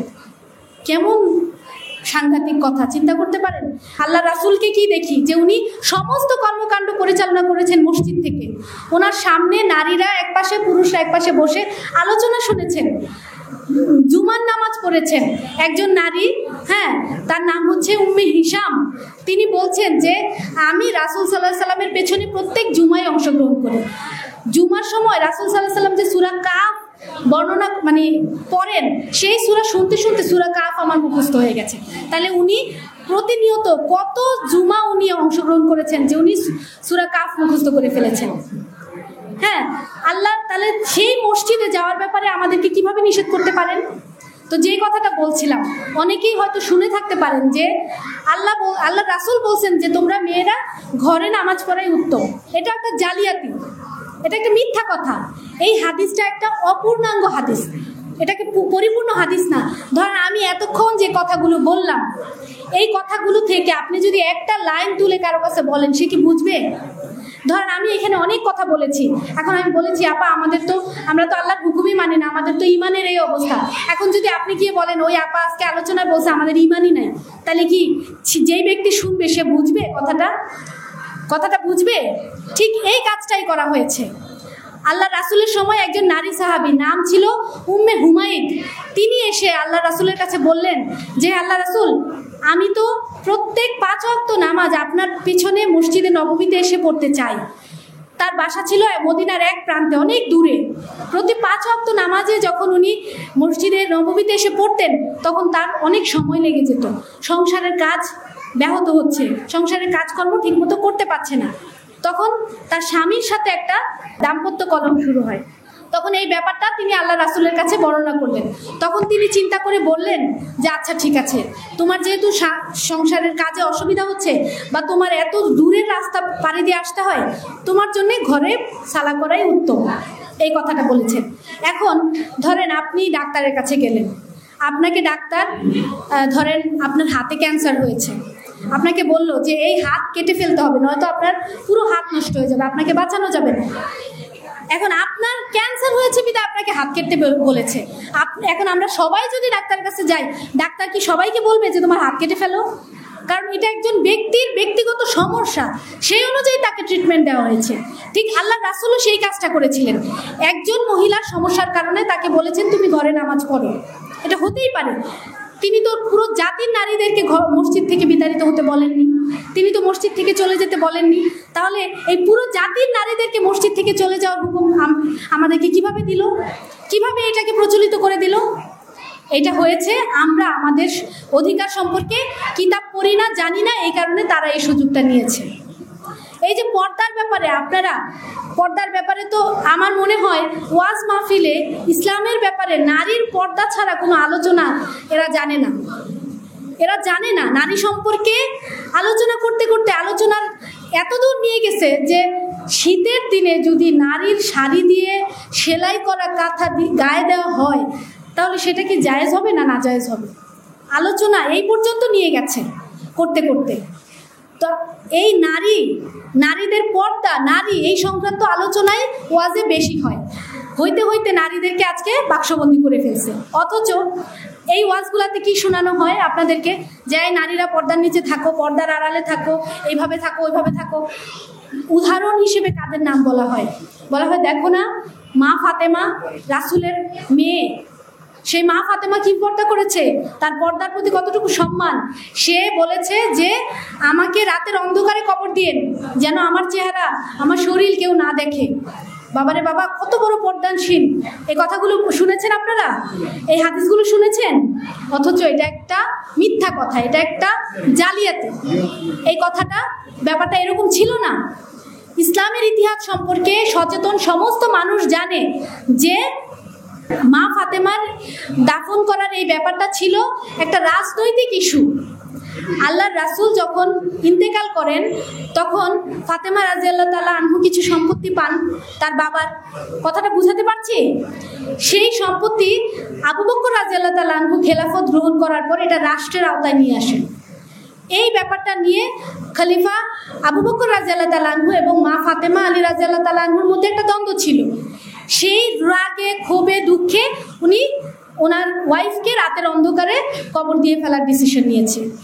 এই ব্যাপারটাকে ওনারা পর্দার গুরুত্ব বোঝানোর জন্য চালিয়ে দিয়েছেন। বছরের পর বছর ধরে এটা শোনানো হচ্ছে। কথা বুঝাতে পেরেছে? অথচ এটা কিন্তু সত্য ঘটনা না। সত্য ঘটনা হচ্ছে এটা একটা রাজনৈতিক ইস্যু ছিল। প্রকৃতপক্ষে আল্লাহ নারীদেরকে এইভাবে পর্দা করতে বলেন। এই যে দেখেন, আজকে নারীদেরকে একটা ধর্মের ধারক বাহক হিসেবে নিজেদেরকে দাবি করে, তারা ধর্মের দোহাই দিয়ে ফতোয়া দিতে দিতে দিতে দিতে তাদেরকে বাক্সবন্দী করেছে। আরেকটা মহল কি করেছে, যে নারীরা তারা এইভাবে পর্দা করতে অভ্যস্ত না, যেমন এইখানে আজকে আপনারা কিছু নারী মুখ বেঁধে এসেছেন, কিছু নারী স্বাভাবিকভাবে ঘোমটা দিয়ে এসেছেন না? তার মানে কি আপনারা এইভাবে ঘোমটা দিয়ে স্বাচ্ছন্দ্য বোধ করে? এভাবে কিছু নারী চিন্তা করলো যে আল্লাহ, ইসলামের দিকে যদি তাকাই তাহলে তো এরা আমাদেরকে বাঁচতে দিবে না, এরা তো আমাদেরকে প্যাকেট করতে করতে কবরের নিচে ঢুকাবে। আমি তো এই জীবন নিতে পারবো না, আমার পড়াশোনা করতে হবে, আমার জ্ঞান অর্জন করতে হবে, আমাকে পৃথিবী লিড দেওয়ার মতো জ্ঞান অর্জন করতে হবে, আমি এই জীবন নিতে পারবো না। তখন তারা করলো কি, পাশ্চাত্যের যেই দেখানো পথ সেটা তারা বেছে নিল, অশ্লীলতার চূড়ান্ত। সেইখানে যখন তারা গেল, তাদেরকে অশ্লীলতার চূড়ান্ত পর্যায়ে নিয়ে গেল। সেইখানে তারা কি দেখছে, নারীদেরকে যত খোলামেলা করা যায়, যত নগ্ন করা যায়, সেখানে প্রশংসা করা হয়। তুমি যত কম কাপড় পরবা তুমি ততই প্রশংসার দাবিদার। কথা বুঝাতে পেরেছি? ধরেন একটা ফ্রিজের অ্যাডভার্টাইজ দিতেছে, টিভি দেখেন না আপনারা? ফ্রিজের অ্যাড দিচ্ছে, সেইখানে একটা সুন্দরী মেয়েকে সাজায় গোজায় দাঁড় করায় দিল। ফ্রিজের অ্যাডের সাথে একটা নারীকে বিজ্ঞাপন দেওয়া হচ্ছে, একটা গাড়ির অ্যাড দেওয়া হচ্ছে, সেইখানে গাড়ির পাশে একটা নারীকে দাঁড় করিয়ে দেওয়া হচ্ছে। অর্থাৎ নারীকে পণ্য হিসেবে উপস্থাপন করা হচ্ছে। ধীরে ধীরে ধীরে ধীরে নারীরা অশ্লীলতার অতল গহ্বরে চলে গেছে। এই দুই দিকে গিয়ে আজকে আমাদের নারীরা পুরো ভারসাম্যহীন। একদিকে অশ্লীলতার চূড়ান্ত, আরেকদিকে হয়েছে বাক্সবন্দী। কিন্তু ইসলাম নারীদের এই কোনোটাই করতে বলেন নাই। ইসলাম হচ্ছে ভারসাম্যপূর্ণ, দিনুল ওয়াসাতা, ভারসাম্যপূর্ণ জীবন ব্যবস্থা হচ্ছে ইসলাম। ইসলামে বলেছে তুমি উলঙ্গও হতে পারবে না, আবার নিজেকে আবৃত করতে করতে একেবারে বাক্সবন্দীও হতে পারবে না। তুমি শালীনতার সাথে সভ্যভাবে তুমি যতটুকু জ্ঞান অর্জন করো ততটুকু অবদান তুমি সমাজে রাখতে পারবে। কেন করতে আপনাকে কেন হবে? কারণ আপনি খলিফা, আপনাকে খেলাফতের কাজ করতে হবে, মানুষকে আল্লাহর হুকুমের প্রতি আহ্বান করতে হবে। তাহলে আপনাকে জ্ঞান অর্জন করতে হবে না? আপনাকে সমাজে বের হতে হবে না? সেটা কিভাবে যাবেন? শালীনতার সাথে। আজকে আমরা আপনাদের সামনে এসেছি, আমরা কি অশালীন? আমরা আল্লাহ কোরআনে সূরা নূরের 31 নং আয়াতে যেইভাবে পর্দা করতে বলেছে সেইভাবে পর্দা মেনটেন করেই আপনাদের কাছে এসেছি। এসে কি বলছি? আমি কি কোনো আবল তাবল কথা বলছি? আমরা আপনাকে আল্লাহর খেলাফতের জন্য যে আপনাকে নির্দেশ দেওয়া হয়েছে, আপনি নারী হিসেবে আপনারও যে খেলাফতের দায়িত্ব করা দায়িত্ব কর্তব্য, সেই কথাই আপনাকে স্মরণ করিয়ে দিতে এসেছি। যে শুধু আলেমদেরকে, মোল্লাদেরকে, হুজুরদেরকে, স্বামী ভাইদেরকে মুরগির মাথা, মুরগির রান, মাছের বড় পিস, গাছের ফল ফলাদি খাইয়ে জান্নাতে যাওয়া যাবে না। আপনাদেরকে আল্লাহর হুকুম মানতে হবে, আল্লাহর হুকুমের কথা সমাজে প্রতিষ্ঠা করতে হবে। তারপরে ওই যে আমাদের আদম হাওয়া মা বাবা যে ভুল করে পৃথিবীতে এসেছিল, সেই ভুলের প্রায়শ্চিত্ত করে আমাদেরকে জান্নাতে যেতে হবে। আমি কি কথাটা বোঝাতে পেরেছি? আমি যে তৌহিদের আহ্বান আপনাদের সামনে উপস্থাপন করলাম, এটা কি আপনারা ক্লিয়ার হয়েছেন? আপনারা যে অধিকারের কথা, যে অধিকার আল্লাহ কোরআনে আপনাদের নারীদেরকে দিয়েছে, আপনারা কি সেই অধিকারের ব্যাপারে ক্লিয়ার হয়েছেন? আচ্ছা, আপনারা যদি আপনাদের অধিকার সম্পর্কে সচেতন না হন, তাহলে আপনাদের অধিকার মানুষ নিয়ে যাবে। সমস্ত কিছুর দুইটা, একদিকে যেমন ইবলিস, এই আল্লাহর সাথে যে চ্যালেঞ্জটা হলো, একদিকে ইবলিস, একদিকে হচ্ছে আল্লাহর হুকুম, মাঝখানে কি আমি। আমার একদিকে সত্য, একদিকে মিথ্যা, আমার একদিকে ডান হাত, একদিকে বাম হাত, একদিকে সত্য, একদিকে মিথ্যা, একদিকে ন্যায়, একদিকে অন্যায়, একদিকে জাহান্নাম, একদিকে জান্নাত। আর মাঝখানে কি আমি। আল্লাহ আমাকে তার রুহের মাধ্যমে আমাকে দিয়েছে স্বাধীন ইচ্ছা শক্তি। এখন আমি আমার কাজের মাধ্যমে আমি ন্যায়টাকেও নিতে পারি, অন্যায়টাকেও নিতে পারি, ডানেও যেতে পারি, বামেও যেতে পারি। আমি আল্লাহর হুকুমও মানতে পারি, ইবলিসের হুকুমও মানতে পারি। আমি জান্নাতেও যেতে পারি, জাহান্নামেও যেতে পারি। ইটস আপস টু ইউ, এটা আপনার উপরে ডিপেন্ড করবে। এখন আপনি যদি আল্লাহর হুকুম মানেন, তাহলে আপনার সমাজে হবে শান্তি, নিরাপত্তা, সমৃদ্ধি, ন্যায় পরিপূর্ণ থাকবে, আপনারা নারীরা নিরাপদ হবেন, সমস্ত কিছু হবে ভালো। আপনার দিন শেষে জায়গা হবে কোথায়? জান্নাতে। আর যদি আপনি ইবলিসের হুকুম মানেন, আপনার সমাজে থাকবে অন্যায়, অশান্তি, জুলুম, ধর্ষণ, চুরি, ডাকাতি, ব্যভিচার, এবং আপনি এগুলো মানবেন। আর দিন শেষে আপনার জায়গা হবে কোথায়? জাহান্নামে। এখন আপনার সমাজে কোনটা প্রচলিত আছে? এই অন্যায়গুলো না? চুরি, ডাকাতি, ব্যভিচার, জিনা, ধর্ষণ, মারামারি, অনৈক্য, এগুলো আছে না আমার সমাজে? তাহলে আমরা এগুলোই যদি আমরা করতে থাকি, আমরা যদি আল্লাহর হুকুমে ফিরে না আসি, তাহলে আমাদের দিন শেষে জায়গা কোথায়? জাহান্নামে। আমরা কি জাহান্নামে যেতে চাই? আমরা সবাই দিন শেষে জান্নাতে যেতে চাই। তাহলে আমাদের সবাইকে আল্লাহর হুকুমে লা ইলাহা ইল্লাল্লাহ এই কথার উপরে ফিরে আসতে হবে। আমরা হিজবুত তৌহিদ এই 1400 বছর পরে আমরা যেই সত্যটা রাসূল সাল্লাল্লাহু আলাইহি সাল্লাম নিয়ে এসেছিলেন, মাঝখানে এটা হারিয়ে গিয়েছিল 1400 বছর আগে। আল্লাহর দয়ায় হিজবুত তৌহিদ সেই খেলাফতের দায়িত্ব, খেলাফত করার যে আকীদা, যে আল্লাহর যে হুকুম, এগুলো আমরা বুঝতে পেরেছি, সেই কাজটাই আপনাদের কাছে আবার নিয়ে এসেছি। এবং এখন আপনারা প্রশ্ন করতে পারেন যে এই কাজটা করব কিভাবে? আমি বুঝলাম যে আপনি যে কথাগুলো বলেছেন সব সত্য, নারীদেরকে এটা করতে হবে, এভাবে করতে হবে, কিন্তু সেটা আমরা কিভাবে করব? দেখেন, একটা সংসার পরিচালনা করতে গেলেও কিছু নিয়ম কানুনের প্রয়োজন হয় না? বিভিন্ন অর্গানাইজেশন পরিচালনা করতে গেলে কিছু নিয়ম কানুনের প্রয়োজন হয়। ঠিক তেমনি আল্লাহর রাসূল যে সমাজটা গঠন করেছিলেন, সেই সমাজটা গঠন করেছিলেন 5 দফা কর্মসূচির উপরে। সেই 5টা দফা কি ছিল? ঐক্য, শৃঙ্খলা, আনুগত্য, হিজরত এবং জিহাদ। ঐক্য হচ্ছে কি? যেমন ধরেন, আজকে যদি আমরা এখানে একটা বড় গাছের গুড়ি কেটে ফেলানো হলো, সেই গাছটা যদি আমি একা তুলে নিয়ে যেতে চাই, আমি কি পারবো? ধরেন আমি একবার চেষ্টা করলাম, আপনি সবাই একবার এসে চেষ্টা করলেন, ধাক্কা দিলেন এটাকে নিয়ে যাওয়ার জন্য, পারবেন না। করতে হলে কি হবে? আমাদের সবাইকে একত্রিতভাবে এটাকে উঁচা করতে হবে বা এখান থেকে সরানোর চেষ্টা করতে হবে, তখন সেই গাছটা অনায়াসে এখান থেকে সরানো সম্ভব হবে, ঠিক কি না? তাহলে যে কোনো একটা কঠিন কাজকে বাস্তবায়ন করার জন্য প্রয়োজন হচ্ছে কিছু লোককে ঐক্যবদ্ধ হতে হবে। তাই আমি আজকে আপনাদেরকে যে কথাটা বলছি যে আমাদেরকে ঐক্যবদ্ধ হতে হবে এই তৌহিদের উপরে, যেটা আমাদের প্রথম কর্মসূচির 1 নম্বর শর্ত, ঐক্যবদ্ধ হতে হবে। তারপরে হচ্ছে শৃঙ্খলা, যে কথাটা বললাম যে আমি একবার ধাক্কা দিলাম, আপনি একবার ধাক্কা দিলেন, ওই আপা এসে ধাক্কা দিল, এভাবে তো একটা বিশৃঙ্খলা, তাই না? এভাবে তো হবে না। আমাদেরকে সকলকে একটা শৃঙ্খলার মাধ্যমে তারপরে এটাকে এখান থেকে সরানোর ব্যবস্থা করতে হবে, তখন গিয়ে এটা সরবে। এমনি কিন্তু সরবে না, বিশৃঙ্খলা হবে, চেঁচামেচি হবে, চিল্লাচিল্লি হবে, কিন্তু কাজের কাজ কিছু হবে না। তাহলে ঐক্যের পরে আমাদেরকে শৃঙ্খলিত হতে হবে।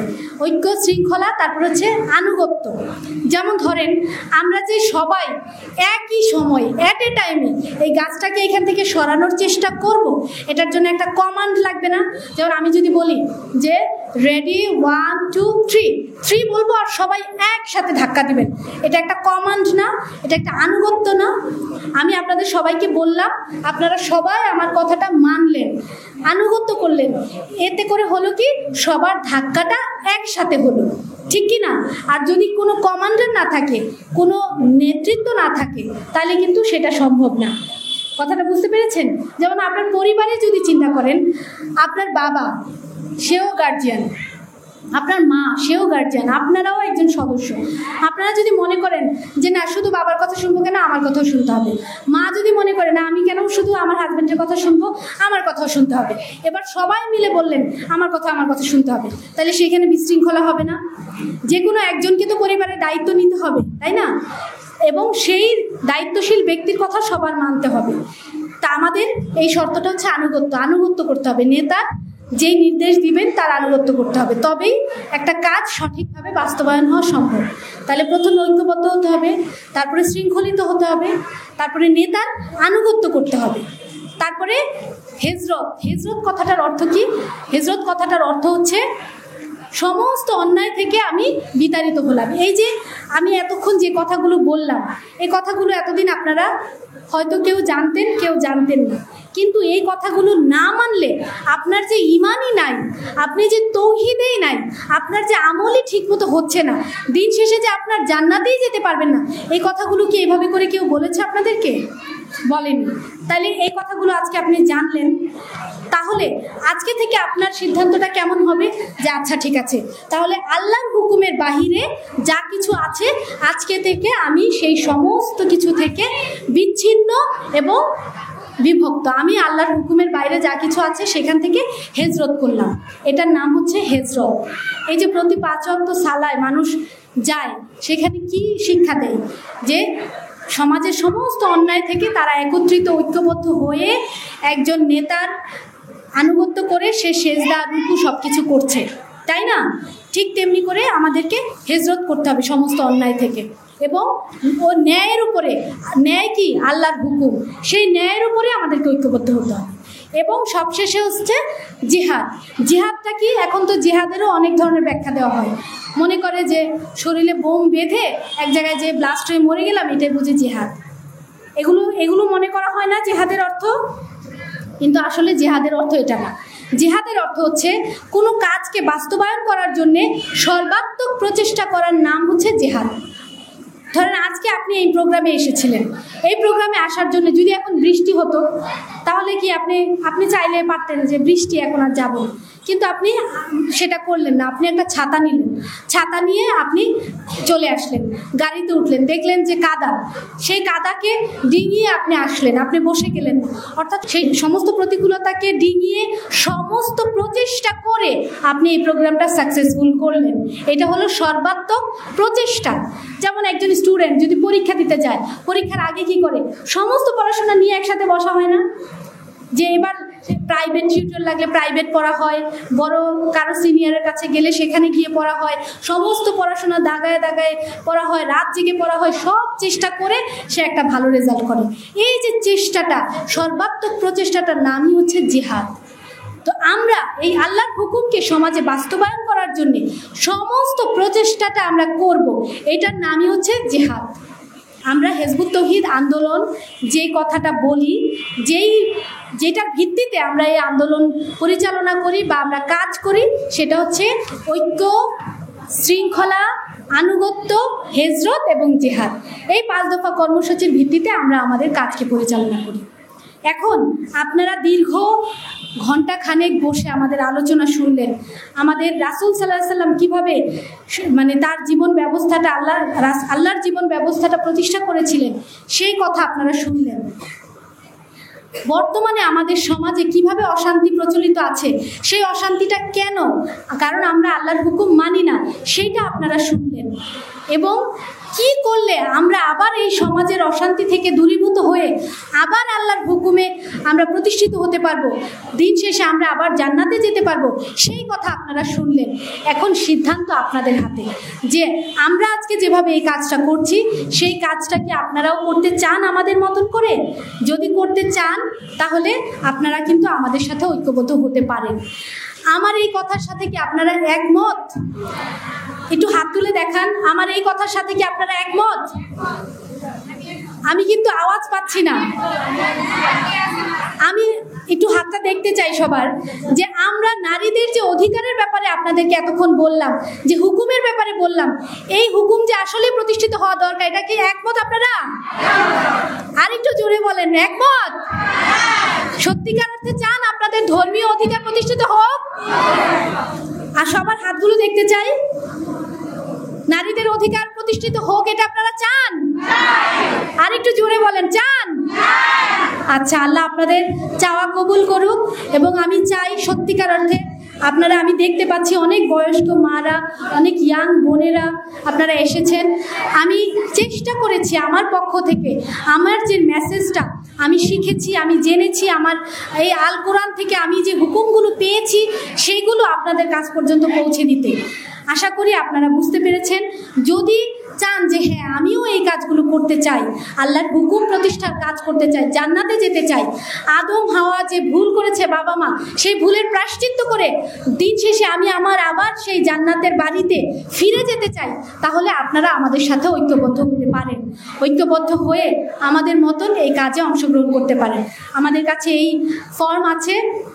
আমি ভলান্টিয়ার বোনদের দৃষ্টি আকর্ষণ করছি যে আপনারা একটু এই ফর্মগুলো নিয়ে আপনাদের যারা উপস্থিত আছেন অতিথিরা তাদের কাছে যাবেন, যারা আমাদের সাথে ঐক্যবদ্ধ হতে চায়, আমাদের এই কাজকে ভালো মনে করছে বা আমাদের এই কথাকে ভালো মনে করছে, তাদের কাছে যাবেন, গিয়ে তাদেরকে একটু সহযোগিতা করবেন।